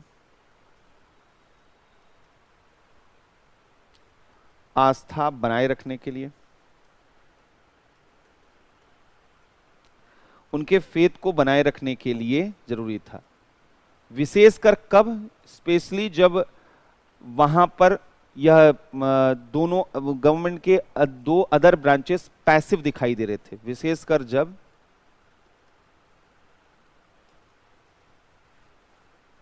नब्बे के दशक में, 90s में शासन के दोनों अन्य अंग पैसिव दिखाई दे रहे थे। तो ऐसे बैकग्राउंड में जो है लोगों का फेथ जो है कॉन्स्टिट्यूशन और यहाँ डेमोक्रेसी में बनाए रखना बहुत जरूरी था। दूसरा, जो जुडिशियल एक्टिविज्म था, इसने यहाँ पर वह विधायिका और कार्यपालिका की निरंकुशता पर रोक लगाया। इनके आर्बिट्रेरीनेस पर जो है लेजिस्लेचर और एग्जीक्यूटिव, कार्यपालिका की निरंकुशता पर रोक यहां पर वह रोक लगाया और इसके थ्रू इसने डेमोक्रेटिक जो सेटअप था और जो कॉन्स्टिट्यूशनल वैल्यूज थे उनको प्रोटेक्ट किया। इसने जो हमारा डेमोक्रेटिक स्ट्रक्चर था और कॉन्स्टिट्यूशनल वैल्यूज थे, लोकतांत्रिक ढांचे और संवैधानिक मूल्यों, कॉन्स्टिट्यूशनल वैल्यूज की रक्षा की, को प्रोटेक्ट किया। तो इसने लेजिस्लेचर और एग्जीक्यूटिव के आर्बिट्रेरीनेस पर जो है कंट्रोल किया जुडिशियल एक्टिविज्म के थ्रू। डेमोक्रेटिक जो सिस्टम था, जो स्ट्रक्चर था और जो कॉन्स्टिट्यूशनल वैल्यूज थे उनको यहां पर प्रोटेक्ट किया जुडिशियल एक्टिविज्म के थ्रू। तीसरा, यहां पर जो है जो वीकर सेक्शन ऑफ सोसाइटी हैं उनकी आवाज इसमें आपको बस एक दो एग्जाम्पल हर जगह देने हैं कि जहां पर जो है ये एग्जाम्पल हो कि हाँ जैसा हुआ, जैसे विधायिका कार्यपालिका की निरंकुशता, तो आप आर्टिकल 356 को बोल सकते हैं कि जहां जहां पर हुआ, या आप यहां पर जो हैं वह फंडामेंटल राइट्स के कंसर्न में बोल सकते हैं कि कई फंडामेंटल राइट्स को इसके द्वारा, राइट टू क्लीन एनवायरनमेंट, ये सारा चीज ये दिया गया यहां पर, और विधायिका कार्यपालिका पे बोला गया कि आप ये काम नहीं कर सकते हैं। जैसे हाल के दिनों में जम्मू और कश्मीर का जब मामला आया तो आपने देखा होगा कि वहां पर इंटरनेट लंबे समय तक लगाया गया, तो कोर्ट ने बोला कि भई आप उसको सही समय पर वहां से हटाइए। तो ये सब चीजें एग्जाम्पल के रूप में आप दे सकते हैं। तीसरा, वीकर सेक्शन ऑफ सोसाइटी, कमजोर, वीकर एंड डिप्राइव्ड क्लासेस, वंचित वर्गों की आवाज बनकर आया। विशाखा केस से लेकर आप जो है नालसा केस, कुछ भी यहां पर आप दे सकते हैं। यहां पर इसने जुडिशियल एक्टिविज्म ने जस्टिस फॉर ऑल, सभी के लिए न्याय के कंसेप्ट को जो है वह फिर से जिंदा रखा। तो यहां पर विशाखा केस आप देख सकते हैं, यहां पर आप जो है आप नालसा केस दे सकते हैं ट्रांसजेंडर को लेकर। ये सब यहां पर आप देख सकते हैं। और इनके साथ साथ जो है जुडिशियल एक्टिविज्म की वजह से वह यहाँ पर जो है सिटीजन्स के राइट्स वगैरह जो हैं वो यहाँ पर जो है नागरिकों के अधिकारों का विस्तार हुआ। नागरिकों, या इसको अलग तरीके से लिखें कि इसने यहाँ पर लोकतांत्रिक डेमोक्रेटिक ट्रांसफॉर्मेशन यहाँ पर देश का किया। तो लोकतांत्रिक जो है रूपांतरण, डेमोक्रेटिक यहाँ पर ट्रांसफॉर्मेशन यहाँ पर किया। कई नए अधिकार, समय और परिस्थितियों के अनुसार नए अधिकारों को मान्यता दी। नए नए राइट्स जो हैं यहाँ पर, राइट टू प्राइवेसी, ये पहले था ही नहीं। ये गोपनीयता का अधिकार कहाँ से आया, राइट टू प्राइवेसी कहाँ से आया? तो ये सब चीजें यहाँ पर डेमोक्रेटिक ट्रांसफॉर्मेशन इसने कर दिया देश में। जो हमारा गवर्नमेंट था वहां पर इसने जो है रिकॉग्नाइज किया नए प्रैक्टिसेस को, नए जो हैं व्यवहार, नए प्रैक्टिसेस को जो है यहाँ पर, जैसे हमारे यहाँ पर जो है कंजर्वेटिव तरीके से चीजों को बदला किया। अब जैसे ट्रांसजेंडर की बात की जा रही है, होमोसेक्सुअल की बात की जा रही है, ये सब चीजें यहाँ पर अचानक जो है ये सब जुडिशरी की ही वजह से आई। तो कई नए चीजें यहाँ पर जुडिशियल एक्टिविज्म की वजह से आई और ये इस वजह से अच्छा धारणा माना जाता है। लेकिन जुडिशियल एक्टिविज्म की क्रिटिसिज्म बहुत ज्यादा किया जाता है। तो न्यायिक सक्रियता की आलोचना की जाती है। तो न्यायिक सक्रियता को जब मिसयूज किया जाता है तो उसे जुडिशियल इंक्रोचमेंट कहते हैं। न्यायिक सक्रियता का दुरुपयोग जब होता है तो इसे न्यायिक अतिक्रमण कहते हैं। न्यायिक सक्रियता निगेटिव सेंस में, नकारात्मक अर्थों में, यह एक पॉजिटिव अर्थ में तो उचित है, लेकिन निगेटिव जब इसको बोला जाता है तो नकारात्मक अर्थ में जो है यह जुडिशियल इंक्रोचमेंट है, न्यायिक अतिक्रमण है, जुडिशियल इंक्रोचमेंट के रूप में देखा जाता है। और ये जो जुडिशियल इंक्रोचमेंट है इसमें क्या क्या प्रॉब्लम आती है? पहला, वह न्यायपालिका जो है यहां पर पहली प्रॉब्लम जो इसकी आलोचना की जाती है कि यह अपने को थर्ड लेजिस्लेचर या थर्ड हाउस, तीसरे सदन के रूप में अपने को वह प्रोड्यूस कर देती है और एक जुडिशियल गवर्नमेंट यहां पर गवर्न करने लगता है। यह जुडिशियल सॉवरेंटी जैसा है। इसने यहां पे बहुत कुछ ऐसा किया है, चाहे SC ST एक्ट आप जो है वहां पर उसमें जो अमेंडमेंट किया था, SIT का जो गठन यह करती रहती है, फार्म बिल को आप यहां पर ला सकते हैं, कृषि जो फार्म बिल हैं आप उन पे बात कर सकते हैं। कोई भी एग्जाम्पल आप बस जो आजकल चल रहा हो वो आप दे सकते हैं, सबरीमाला केस में भी देख सकते हैं। दूसरा क्या है कि विधायिका और कार्यपालिका के कार्यों में ऑब्स्टेकल क्रिएट करती है। यहां पर विधायिका और कार्यपालिका के कार्यों में बाधा, यहां पर ये आरोप लगता है कि यह विधायिका और कार्यपालिका के कार्यों में बाधा उत्पन्न करती है। तो यहां पर जो है यह बाधा उत्पन्न करती है तो इनकी विश्वसनीयता का संकट उत्पन्न हो जाता है, इनकी क्रेडिबिलिटी पर क्वेश्चन मार्क लग जाते हैं, इनकी विश्वसनीयता पर संकट जो है खड़े हो जाते हैं। किसकी? विधायिका और कार्यपालिका की विश्वसनीयता पर संकट, इनकी क्रेडिबिलिटी पर जो है क्वेश्चन यहां पर लगते हैं। लेजिस्लेचर और एग्जीक्यूटिव के काम होने ही नहीं देती है, यहां तक कि ये जो है नीतिगत पंगुता की, पॉलिसी पैरालिसिस की स्थिति आ जाती है। और ऐसे में जो इनका है विधायिका और कार्यपालिका, उनकी क्रेडिबिलिटी बहुत कमजोर हो जाती है, उनकी विश्वसनीयता कमजोर पड़ती है।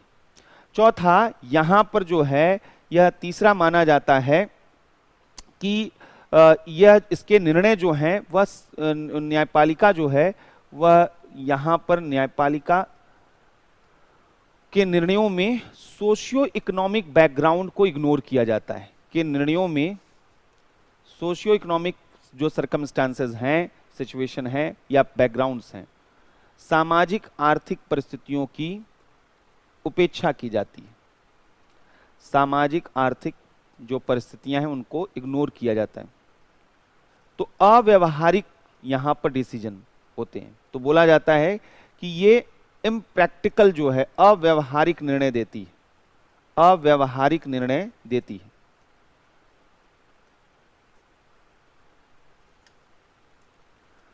अव्यावहारिक निर्णय देती है। जैसे नेशनल एंथम केस, खड़े हो जाओ राष्ट्रगान के लिए। अब राष्ट्रगान का जो वाद था, राष्ट्रगान का मामला, अब सबको खड़ा कर दिया गया वहां पे।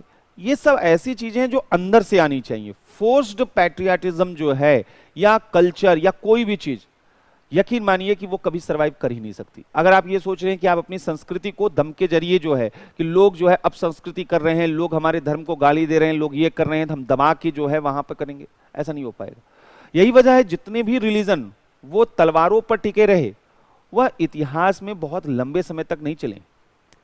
जो भी रिलीजन जो है वह आइडिया, इंडिया का जो अपना बेसिक कल्चर था वो भले ही पूरी दुनिया में बहुत ज्यादा न फैला हो, मतलब उस तरीके से, क्योंकि पहले के धर्म जो है तलवारों के दम पर वो फैलाए जाते थे। इंडिया की खूबसूरती ये रही कि इसने कभी भी कल्चरल इंपीरियलिज्म, सांस्कृतिक साम्राज्यवाद की कोशिश नहीं की। लेकिन आज भी जो अट्रैक्शन इंडियन कल्चर को लेकर पूरी दुनिया में है वो यूनिक है, और ये इसका जो आज तक ये स्वरूप फॉर्म रहा है इंडियन कल्चर का, वो अगर बचा रहा है तो इसकी बड़ी यूनिक यहाँ पर जो है इसका पॉइंट है, जो अन्य जगहों पर अन्य कल्चर में नहीं देखा जाता है।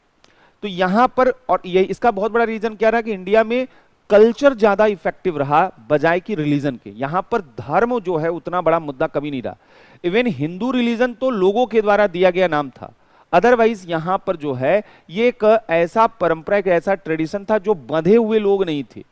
इनमें कोई जो है किसी की पूजा कर रहा है, कोई नास्तिक भी है, कोई आस्तिक भी है, यहाँ चारवाक भी हैं, यहाँ न्याय वैशेषिकी भी है, यहाँ पर द्वैतवाद, अद्वैतवाद, हर तरीके की आइडियोलॉजी है, फिक्स नहीं है यहाँ पर।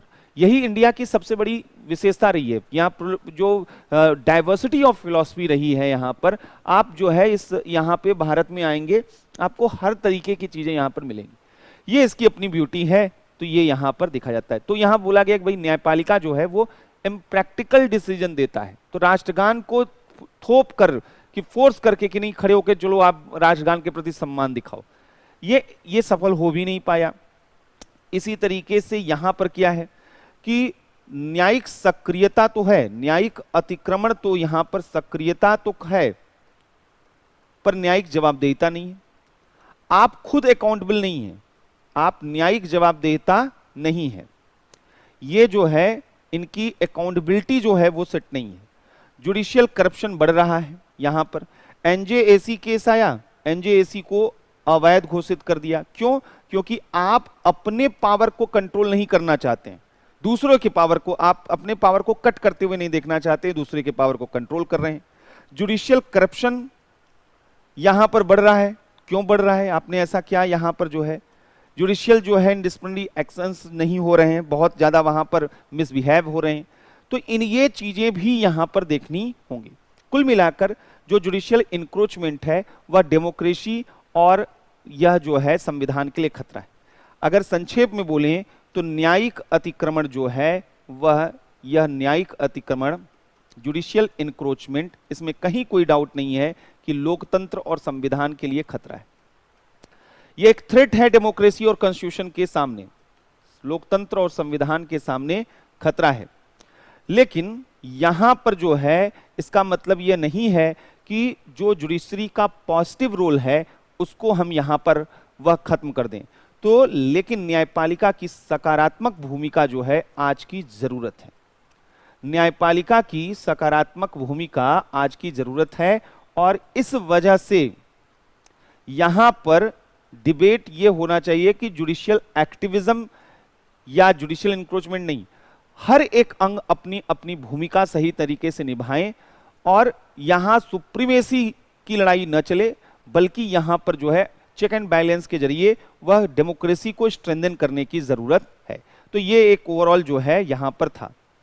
अब एक और यहां पर जो क्वेश्चन बनता है वो हमारे लिए, वो क्या बनता है? जो जुडिशियल यहां पर जो है रिफॉर्म है उनसे रिलेटेड एक क्वेश्चन बनता है, न्यायिक सुधार से। लेकिन उसके पहले एडीआर सिस्टम से भी हम थोड़ा सा देख लेते हैं। एडीआर सिस्टम, वैकल्पिक विवाद निस्तारण प्रणाली, एडीआर सिस्टम जो है, यहां से सिंपल क्वेश्चन आएगा, इसके मेरिट डिमेरिट क्या है, इस पर आप पहले भी देख चुके हैं। बस एक ब्रीफ में अगर यहां से एडीआर सिस्टम से क्वेश्चन आता है कि इसके मेरिट और डिमेरिट क्या हैं, तो क्या यहां पर हो सकते हैं। तो एडीआर क्या है यहां पर? तो हमने यहां पर आपको बताया था कि यह alternative tools of dispute settlement है, यह विवादों के निस्तारण का वैकल्पिक साधन है। यह alternative tools of dispute resolution है, विवादों के निस्तारण का वैकल्पिक साधन जो है एडीआर यहां पर है, यह वैकल्पिक साधन यहां पर है। जहां पर होता क्या है, जहां पर सुलह, रिकॉन्सिलिएशन के थ्रू, आर्बिट्रेशन के थ्रू, या जो है यहां पर मीडिएशन के थ्रू, वह जहां सुलह, मध्यस्थता या समझौते के माध्यम से आउट ऑफ कोर्ट सेटलमेंट होता है, के माध्यम से नियमित अदालत के बाहर या अदालतों के बाहर जो है, अदालतों के बाहर आउट ऑफ कोर्ट जो है सेटलमेंट, अदालतों के बाहर विवादों का समाधान किया जाता है। तो ये इसका पर्पस यहां पर होता है। जस्टिस पीएन भगवती पहली बार इस कंसेप्ट को लेकर आए थे। जस्टिस पीएन भगवती द्वारा यहां पर इसे जो है द्वारा विचार लाया गया था और जस्टिस मालीमत कमेटी ने इसके इंपॉर्टेंस को ज्यादा इंफेसिस किया था। यहां पर मालीमत समिति जो समिति थी क्रिमिनल जस्टिस पर, मालीमत समिति, क्रिमिनल जो है, जो हमारे यहाँ जस्टिस सिस्टम था उस पर इन्होंने अपना रिपोर्ट दिया था, मालीमत समिति कमेटी ने। तो इन्होंने एडीआर के महत्व को रिकॉग्नाइज किया था और कहा कि एडीआर को बढ़ावा देना चाहिए। तो सवाल है कि एडीआर का इंपॉर्टेंस क्या है, एडीआर से क्या फायदा हमें मिलेगा। आउट ऑफ कोर्ट अगर सेटलमेंट हो जाएगा तो क्या फायदा होगा? सबसे बड़ी चीज है कि अदालत का में बहुत पैसा लगता है, अदालत में वकील रखना पड़ता है, कोर्ट फी देना होता है, डॉक्यूमेंट्स दिखाने होते हैं, तमाम तरीके का प्रोसेस है, लंबा चलता है। तो ये जो समय वहां पर इतना ज्यादा लगता है, जो खर्च होता है, इससे अच्छा है कि आपस में बैठकर हम यहाँ समझौता कर लें, तो हमारा जो वहां घाटा होने वाला है उससे कम घाटा होगा। तो यहां पर जो है, जो एग्जिस्टिंग जुडिशियल सिस्टम है, विद्यमान न्यायिक प्रणाली, एग्जिस्टिंग जो यहां पर हमारा जस्टिस सिस्टम है, वो बहुत ही ज्यादा कॉम्प्लिकेटेड और बहुत ही ज्यादा कॉस्टली है, खर्चीली है, और समय यहां पर जो है लेने वाली है, टाइम टेकिंग है, यानी यहां पर जो है समय साध्य है कि यहां पर जो है आपको बहुत टाइम लगेगा।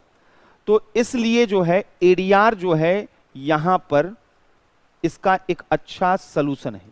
एडीआर जो है न्याय प्राप्ति की प्रक्रिया को क्या कर देता है, यह आसान, सिंपल प्रोसीजर है, यह आसान, कास्ट इफेक्टिव, लागत वहनीय, और यहां पर सॉल्यूशन ओरिएंटेड। सबसे अच्छी चीज इसका क्या है, एडीआर सॉल्यूशन ओरिएंटेड जो है या सॉल्यूशन सेंट्रिक जो है मेजर है या टूल है, समाधान केंद्रित जो है यहां पर वह होता है। तो एडीआर जो है वह सिंपल भी है, वह कॉस्ट इफेक्टिव भी है, और सॉल्यूशन सेंट्रिक है। समाधान, क्योंकि दो पक्षों के बीच समझौता क्यों कराया जा रहा है कि भाई हम सॉल्यूशन ढूंढना चाहते हैं। विवाद करना हो तो अदालत में जाइए, अदालत में क्या है, वहां पे मतलब कि वो पक्ष वो विपक्ष, तो यहां पे सॉल्यूशन जो है सेंट्रिक होता है। दूसरा जो है, ये एडीआर बड़ा आसान होता है, अदालती कार्रवाइयां बड़ी जटिल होती हैं, तो वह नागरिकों की बहुत से बाहर होता है। तो यह जो एडीआर है यह बहुत ही फ्लेक्सिबल है, अत्यधिक लचीली, क्योंकि बातचीत हो रहा है ना, इसमें कोई एविडेंस लॉ या कोई जो है सीआरपीसी सीपीसी नहीं इस्तेमाल हो रहा है, अत्यधिक लचीली प्रक्रिया है। और यहाँ पे जो कॉमन मैन है उनके जो है यहाँ पर उनके लिए समझना उनकी आसान है, आम लोगों के लिए, आम नागरिकों के लिए समझना आसान है और उनकी पहुंच में है, और उनकी पहुंच में, तो इसलिए भी जो है उनके एक्सेस में है। तीसरा, जो पिटिशनर होता है वो अपने आप में एक पार्टिसिपेंट्स होता है एडीआर में। याचिकाकर्ता, दोनों पक्ष जो हैं वह इसके भागीदार होते हैं, दोनों पक्ष इसमें भागीदार होते हैं, चाहे वो यहां पर अगेंस्ट या फेवर कुछ में हो, दोनों पक्ष इसमें भागीदार होते हैं। और इस वजह से जो है यहां कन्फ्लिक्ट की बजाय कोऑपरेशन ज्यादा दिखाई देता है, संघर्ष के स्थान पर सहयोग ज्यादा दिखाई देता है। और इसीलिए अगर आर्बिट्रेशन रिकॉन्सिलिएशन के थ्रू अगर कोई अवार्ड आता है या निर्णय आता है, इसके निर्णय की वैधता ज्यादा होती है, क्योंकि आपस में बातचीत करके दोनों पक्षों से, अदालत में न्यायालय ने ये निर्णय दिया, ये इनके पक्ष में निर्णय दिया, उनके अगेंस्ट दे दिया निर्णय, तो वो नाराज हैं। यहां पे क्या है, दोनों पक्षों के सामने कि आप भाई दोनों लोग सहमत हैं, दोनों लोग हाँ हाँ सहमत हैं, तो वैधता बढ़ गई, जो डिसीजन आएगा दोनों को एक्सेप्ट है, तो इसके निर्णय की वैधता क्या हो जाती है, अधिक होती है, लेजिटिमेसी जो है वह बहुत ज्यादा होती है। सबसे बड़ा इसका इंपैक्ट क्या है कि जब लोग अदालत नहीं जाएंगे तो अदालत के पास नॉन सीरियस केसेस कम हो जाएंगे, तो उसका बर्डन कम हो जाएगा, तो जो जरूरी मामले हैं वहां अदालत समय दे पाएगा और सही तरीके के निर्णय दे पाएगा। तो इससे जो है जुडिशरी के वर्कलोड में कमी आएगी, न्यायपालिका के कार्यबोझ में कमी यहां पर आएगी, और इससे न्याय की गुणवत्ता में वृद्धि होगी, क्वालिटी ऑफ जस्टिस जो है उसमें भी इन्हेंसमेंट देखा जाएगा। तो ये यहां पर है। और एक और चीज, एडीआर में जो है एक्सपर्ट्स होते हैं, विशेषज्ञों की भूमिका होती है, अपने अपने फील्ड के, जिस फील्ड में आर्बिट्रेशन करना है विशेषज्ञों की भूमिका होती है। एक्सपर्ट्स, रोल ऑफ एक्सपर्ट्स जो है सेंट्रल होता है, उसमें एक्सपर्ट्स लिए जाते हैं, इससे डिसीजन की क्वालिटी बढ़ जाती है, निर्णयों की गुणवत्ता क्या है वह बढ़ जाती। तो ये यहां पे इसका फायदा होता है। लेकिन एडीआर के लिमिटेशन है, उसके डिमेरिट्स भी हैं, एडीआर की सीमाएं क्या हैं इसको भी एक बार समझते हैं। प्रॉब्लम ये है कि यहां पर जो है यह दोनों पार्टी के कंसेंट से यहां पर जो है वह कोई भी केस स्टार्ट होता है। लेकिन क्या हो कि कोई आना ही ना चाहे, और यही आज हो रहा है। एडीआर में कोई आना ही नहीं चाहता है। भारत में एक मेंटेलिटी है, न्याय अदालतों में मिलेगा, ये समझौता मध्यस्थता कुछ नहीं। यहां पर तो प्रेस्टीज का इशू, डिस्प्यूट नहीं होता है, प्रेस्टीज का इशू है। हम सलूशन चाहते ही नहीं, हम तो विवाद चाहते हैं। देखें कैसे बनाओगे, बताते हैं हम तुमको। ये हमारा जमीन है और यहां से नाली अगर किसी ने निकाला तो हाथ पैर अब छोड़ेंगे नहीं। तो अब यहां जब प्रेस्टीज आ जाता है कि नहीं हम करेंगे, तो ये मामले अदालतों में ही जाते हैं। तो यहां पर पहली प्रॉब्लम है कि एडीआर दोनों पक्षों के कंसेंट से होता है, दोनों पक्षों की सहमति से ही सफल हो सकता है। दोनों पक्ष आए और वहां पर आर्बिट्रेशन करना चाहें, लेकिन ऐसा होता नहीं है यहां पर। लेकिन क्या देखा जाता है कि लेकिन प्रायः विवादित जो पक्ष हैं, यानी डिस्प्यूटेड पार्टीज जो हैं, वह जो है पक्ष अदालतों में जाना पसंद करते हैं, कोर्ट्स में जो हैं वो जाना पसंद करते हैं। They prefer to court. तो वो अदालतों में जाना क्या है, पसंद करते हैं। और इसका एक और वजह है कि एडीआर के संबंध में जागरूकता नहीं है, सफिशिएंट अवेयरनेस नहीं है। एडीआर के संबंध में पर्याप्त जागरूकता नहीं है। तो एक बड़ा इशू ये भी है कि यहां पर सफिशिएंट अवेयरनेस जो होना चाहिए वो नहीं है। दूसरा यहां पर देखा जाता है दोनों पार्टी के बीच में कोऑपरेशन और फेथ, ट्रस्ट डिफिसिट कई बार देखा जाता है प्रायः विवादित पक्षों में।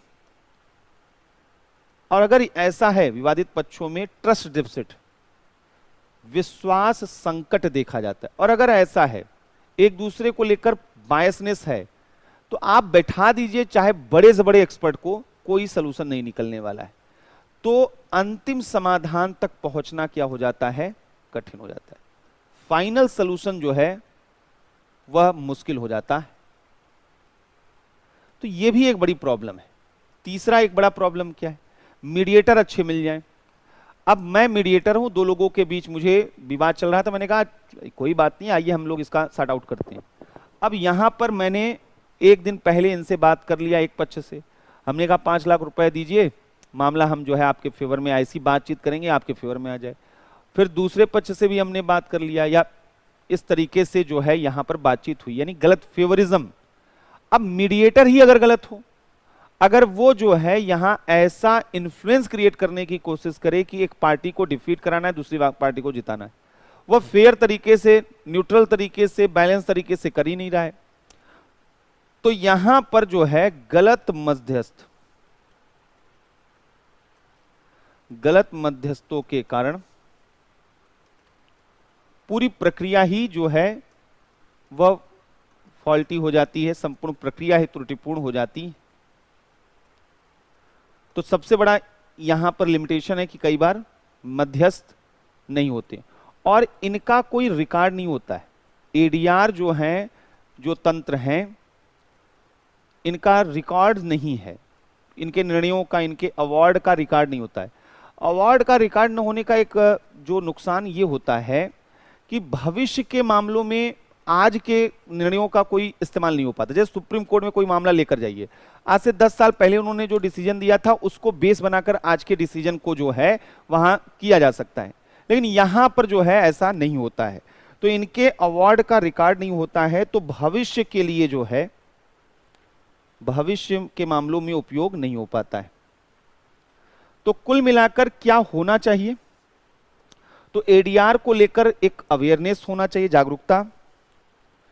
पक्षपात नहीं होना चाहिए, जो मीडिएटर हैं वह फेवरिज्म न करें यहां पर, और यहां पर नए नए इनोवेशन एडीआर में लाए जाएं।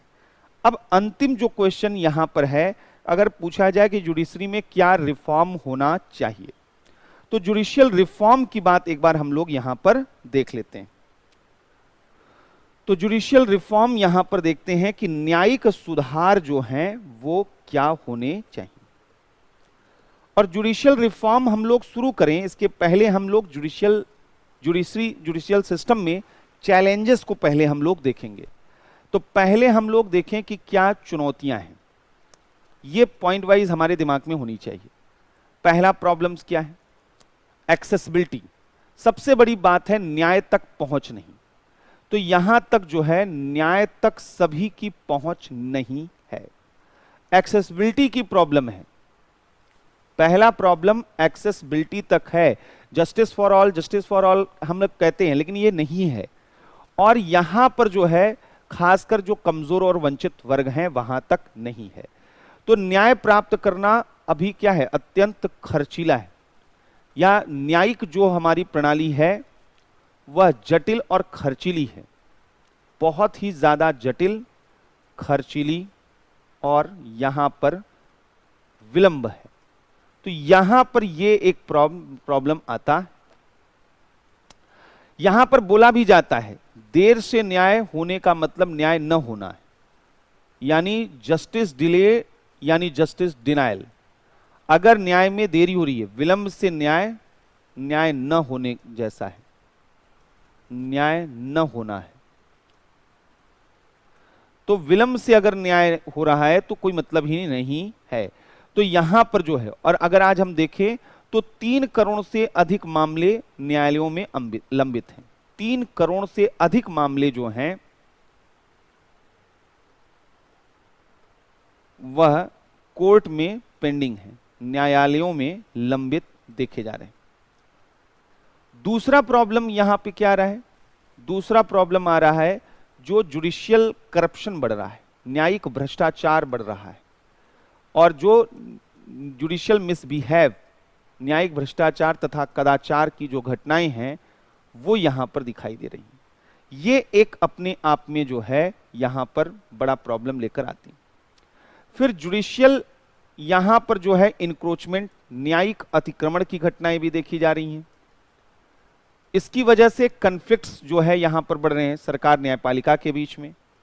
फिर जुडिशियल अकाउंटेबिलिटी ना होना, न्यायिक जवाबदेहिता जो है यहां पर, यानी इसको हम कहेंगे कि न्यायपालिका की विश्वसनीयता का संकट, इसको कहते हैं इंस्टीट्यूशनल क्रेडिबिलिटी क्राइसिस। ये इंस्टीट्यूशनल जो है क्रेडिबिलिटी क्राइसिस से न्यायपालिका संस्थागत विश्वसनीयता के संकट से जूझ रही है। यहां पर संस्थागत विश्वसनीयता का संकट बहुत ज्यादा हो चुका है। लोगों को लगता है कि जुडिशरी फेवरिज्म करती है, सरकार के प्रति उदार रुख, बहुत से लोग क्रिटिसाइज करते हैं, या गवर्नमेंट को लेकर जो है वह लिबरल है, सरकार के प्रति उदार रुख है, या जो है यहां पर सीजीआई, जो एक्स सीजीआई थे, पूर्व मुख्य न्यायाधीश को सांसद बनाना, पूर्व मुख्य न्यायाधीश को सांसद बनाना। तो ये सब यहां पर जो है बोला जा रहा है कि इस तरीके से तो क्रेडिबिलिटी पर सवाल यहां पर खड़े हो रहे हैं। फिर क्या है? न्यायिक नियुक्तियों में पारदर्शिता का अभाव अभी भी तो कोलेजियम ही काम कर रहा है। तो जुडिशियल अपॉइंटमेंट में जो है ट्रांसपेरेंसी अभी भी नहीं दिख रही है, पारदर्शिता का अभाव अभी भी दिखाई दे रहा है। तो कुल मिलाकर जो है यहां पर जो जरूरत है, इसलिए जरूरत क्या है? हम चाहते हैं कि एक यहां पर जो है इक्वेलिटी पर बेस्ड, क्वालिटेटिव, फास्ट और decentralised justice system, cost effective justice system चाहते हैं। हम चाहते हैं जस्टिस कैसा है? न्याय या इक्वेलिटी पर बेस्ड हो, समतापूर्ण हो,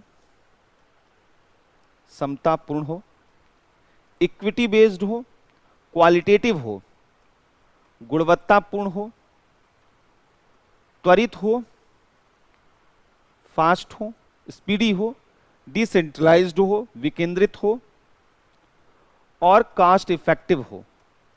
हम चाहते हैं कि ये हमारा मॉडल यहां पर हो। हम अपने जुडिशियल सिस्टम से ये चाहते हैं। तो क्या इंप्रूवमेंट, क्या रिफॉर्म होने चाहिए? तो इसके लिए हमें कुछ रिफॉर्म करने होंगे। और रिफॉर्म में क्या क्या रिफॉर्म होने चाहिए? पहला, स्ट्रक्चरल रिफॉर्म हो। पहले तो संरचनात्मक सुधार करना होगा। और स्ट्रक्चरल रिफॉर्म में क्या करना होगा? पहला, जुडिशियल अपॉइंटमेंट ट्रांसपेरेंट तरीके से हो, न्यायिक नियुक्तियां पहले वहां पर सारा सब कुछ किया जाए, पारदर्शी हो। पारदर्शी हो, यहां पर टाइमली जो है वैकेंसीज भरी जाएं, समयबद्ध रूप में नियुक्ति भरी जाए, रिक्तियां भरी जाएं। अभी पूरे देश में हाई कोर्ट की अगर केवल बात करें 400 जजेस की वैकेंसी है। सोचिए मामले लगातार बढ़ रहे हैं और जजेस नहीं हैं, तो केसेस जो है डिले क्यों नहीं होंगे। ऑन एन एवरेज जो हमारे यहाँ लिटिगेशन का रेट है 15 साल है। जो हमारा नेशनल लिटिगेशन पॉलिसी 2010 में आया था उसने कहा था कि अभी फिलहाल देश में एक कोई मामला अगर पहुंचता है ऑन एन एवरेज वहां 15 साल लगते हैं। ऑन एन एवरेज अगर 15 साल हैं तो इसका मतलब मान के चलिए कि ऐसे भी केसेस हैं जिनमें 40-50 साल भी लग जाते हैं और उनका फाइनल जो है वर्डिक्ट आते आते 15 साल यहां ऑन एन एवरेज जो है वो लिटिगेशन के सेटलमेंट्स में लगते हैं और टारगेट बनाया गया था 3 साल, लेकिन अभी तक कोई खास उसमें चेंज नहीं आया है। तो समयबद्ध रूप में रिक्तियां भरी जाएं, वैकेंसीज को फुलफिल किया जाए, कॉलेजियम तथा जो है सरकार के बीच में एक आम सहमति वहां पर बने, मानक नियम मानक आधारित या योग्यता आधारित नियुक्ति हो, मेरिट बेस्ड अपॉइंटमेंट हो, योग्यता आधारित जो है नियुक्ति हो यहां पर, और यहां पर जो है वह या जुडिशरी को मतलब कि इनकी जो भी चीजें हैं वो डिस्क्लोज किया जाए, कॉलेजियम की जो भी बातें हैं। दूसरा क्या है, जुडिशियल मिस कंडक्ट को या बिहेवियर को यहां पर जो है न्यायिक कदाचार को रोकने की कोशिश की जाए, मतलब महाभियोग के अलावा भी जो तरीके हैं उनको अपनाया जाए, इम्पीचमेंट के अतिरिक्त जो है अन्य उपायों पर विचार होना चाहिए, इम्पीचमेंट के अलावा अन्य उपायों पर भी विचार होना चाहिए, अन्य उपायों पर भी विचार होना चाहिए। जुडिशियल डिसीजन पर तेजी आनी चाहिए, न्यायिक निर्णयों में जो है यहां पर न्यायिक निर्णयों में तेजी आए। तो इसके लिए क्या किया जा सकता है, तो स्ट्रक्चरल जो रिफॉर्म यहां पर है, हम यहां वर्चुअल जो है कोर्ट उसको शुरू भी कर दिया है हमने, ऑनलाइन कोर्ट यहां पर चल रहा है, ये सब देखा जा रहा है। फास्ट ट्रैक कोर्ट यहां पर लाने की बात चल रही है, इनको स्टेब्लिश किया जाए, स्पेशल कोर्ट लाए जाएं कुछ कुछ मामलों में, विशेष न्यायालय, ये सब हमें करने की जरूरत है। फिर फंक्शनल लेवल पे हमें कुछ चेंजेस करने होंगे, कार्यात्मक सुधार भी करने होंगे। फंक्शनल लेवल पर हमें यह करना होगा कि एक तो जो है यहां पर जो है पहला सबसे बड़ा काम करना होगा कि ये न्यायिक जो है यहां पर प्रदर्शन कैसे बेहतर हो। तो यहां पर जो है जुडिशियल परफॉर्मेंस जो है न्यायिक प्रदर्शन सूचकांक एक लाया जा रहा है। ये यहां पर नीति आयोग ने ये दिया हुआ है कि हाई कोर्ट जो है सबऑर्डिनेट कोर्ट के निर्णयों को जो है मूल्यांकन कर पाएगा। हाई कोर्ट द्वारा सबऑर्डिनेट कोर्ट जो है अधीनस्थ न्यायालय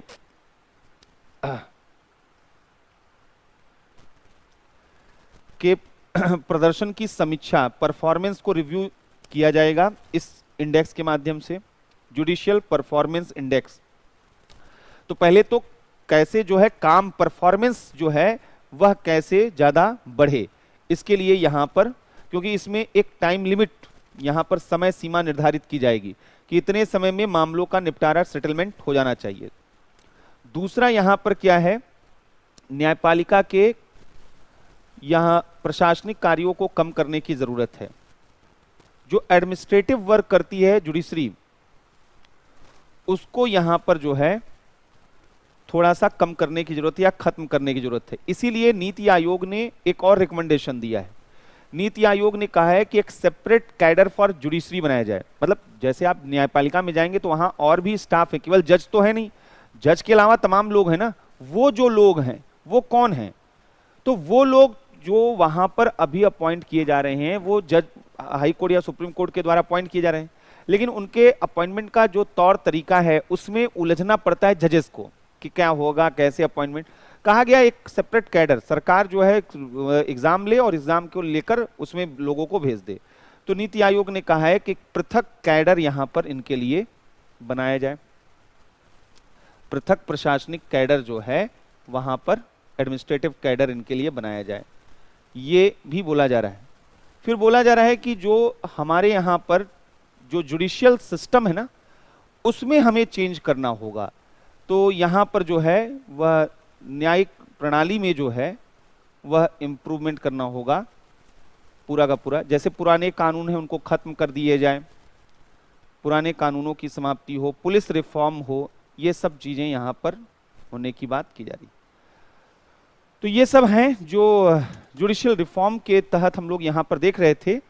अब हम लोगों को कल से सेंटर स्टेट रिलेशन के बारे में देखना है, केंद्र और राज्य के बीच में संबंध कैसे हैं। पहले प्रीलिम्स के पॉइंट ऑफ व्यू से देखेंगे और फिर मेंस के पॉइंट ऑफ व्यू से देखेंगे। 2 से 3 दिन की ये क्लास रहेगी। सेंटर स्टेट रिलेशन टॉपिक भी इंपॉर्टेंट है प्रीलिम्स मेंस दोनों लेवल पर, और कभी कभार ऐसे में भी यहाँ से क्वेश्चन आ जाते हैं, तो हम लोग इस नज़रिए से वहाँ पर देखेंगे। फिर जैसा हमने बताया था उसके बाद पंचायती राज सिस्टम, नगर पालिकाएं आएंगी, और कॉन्स्टिट्यूशनल यूनियन टेरिटरी सिटीजनशिप और कॉन्स्टिट्यूशनल बॉडीज वहाँ पर आएंगी। तो इस तरीके से हमारा सिलेबस जो है वह धीरे धीरे कंप्लीट होगा। Thank you.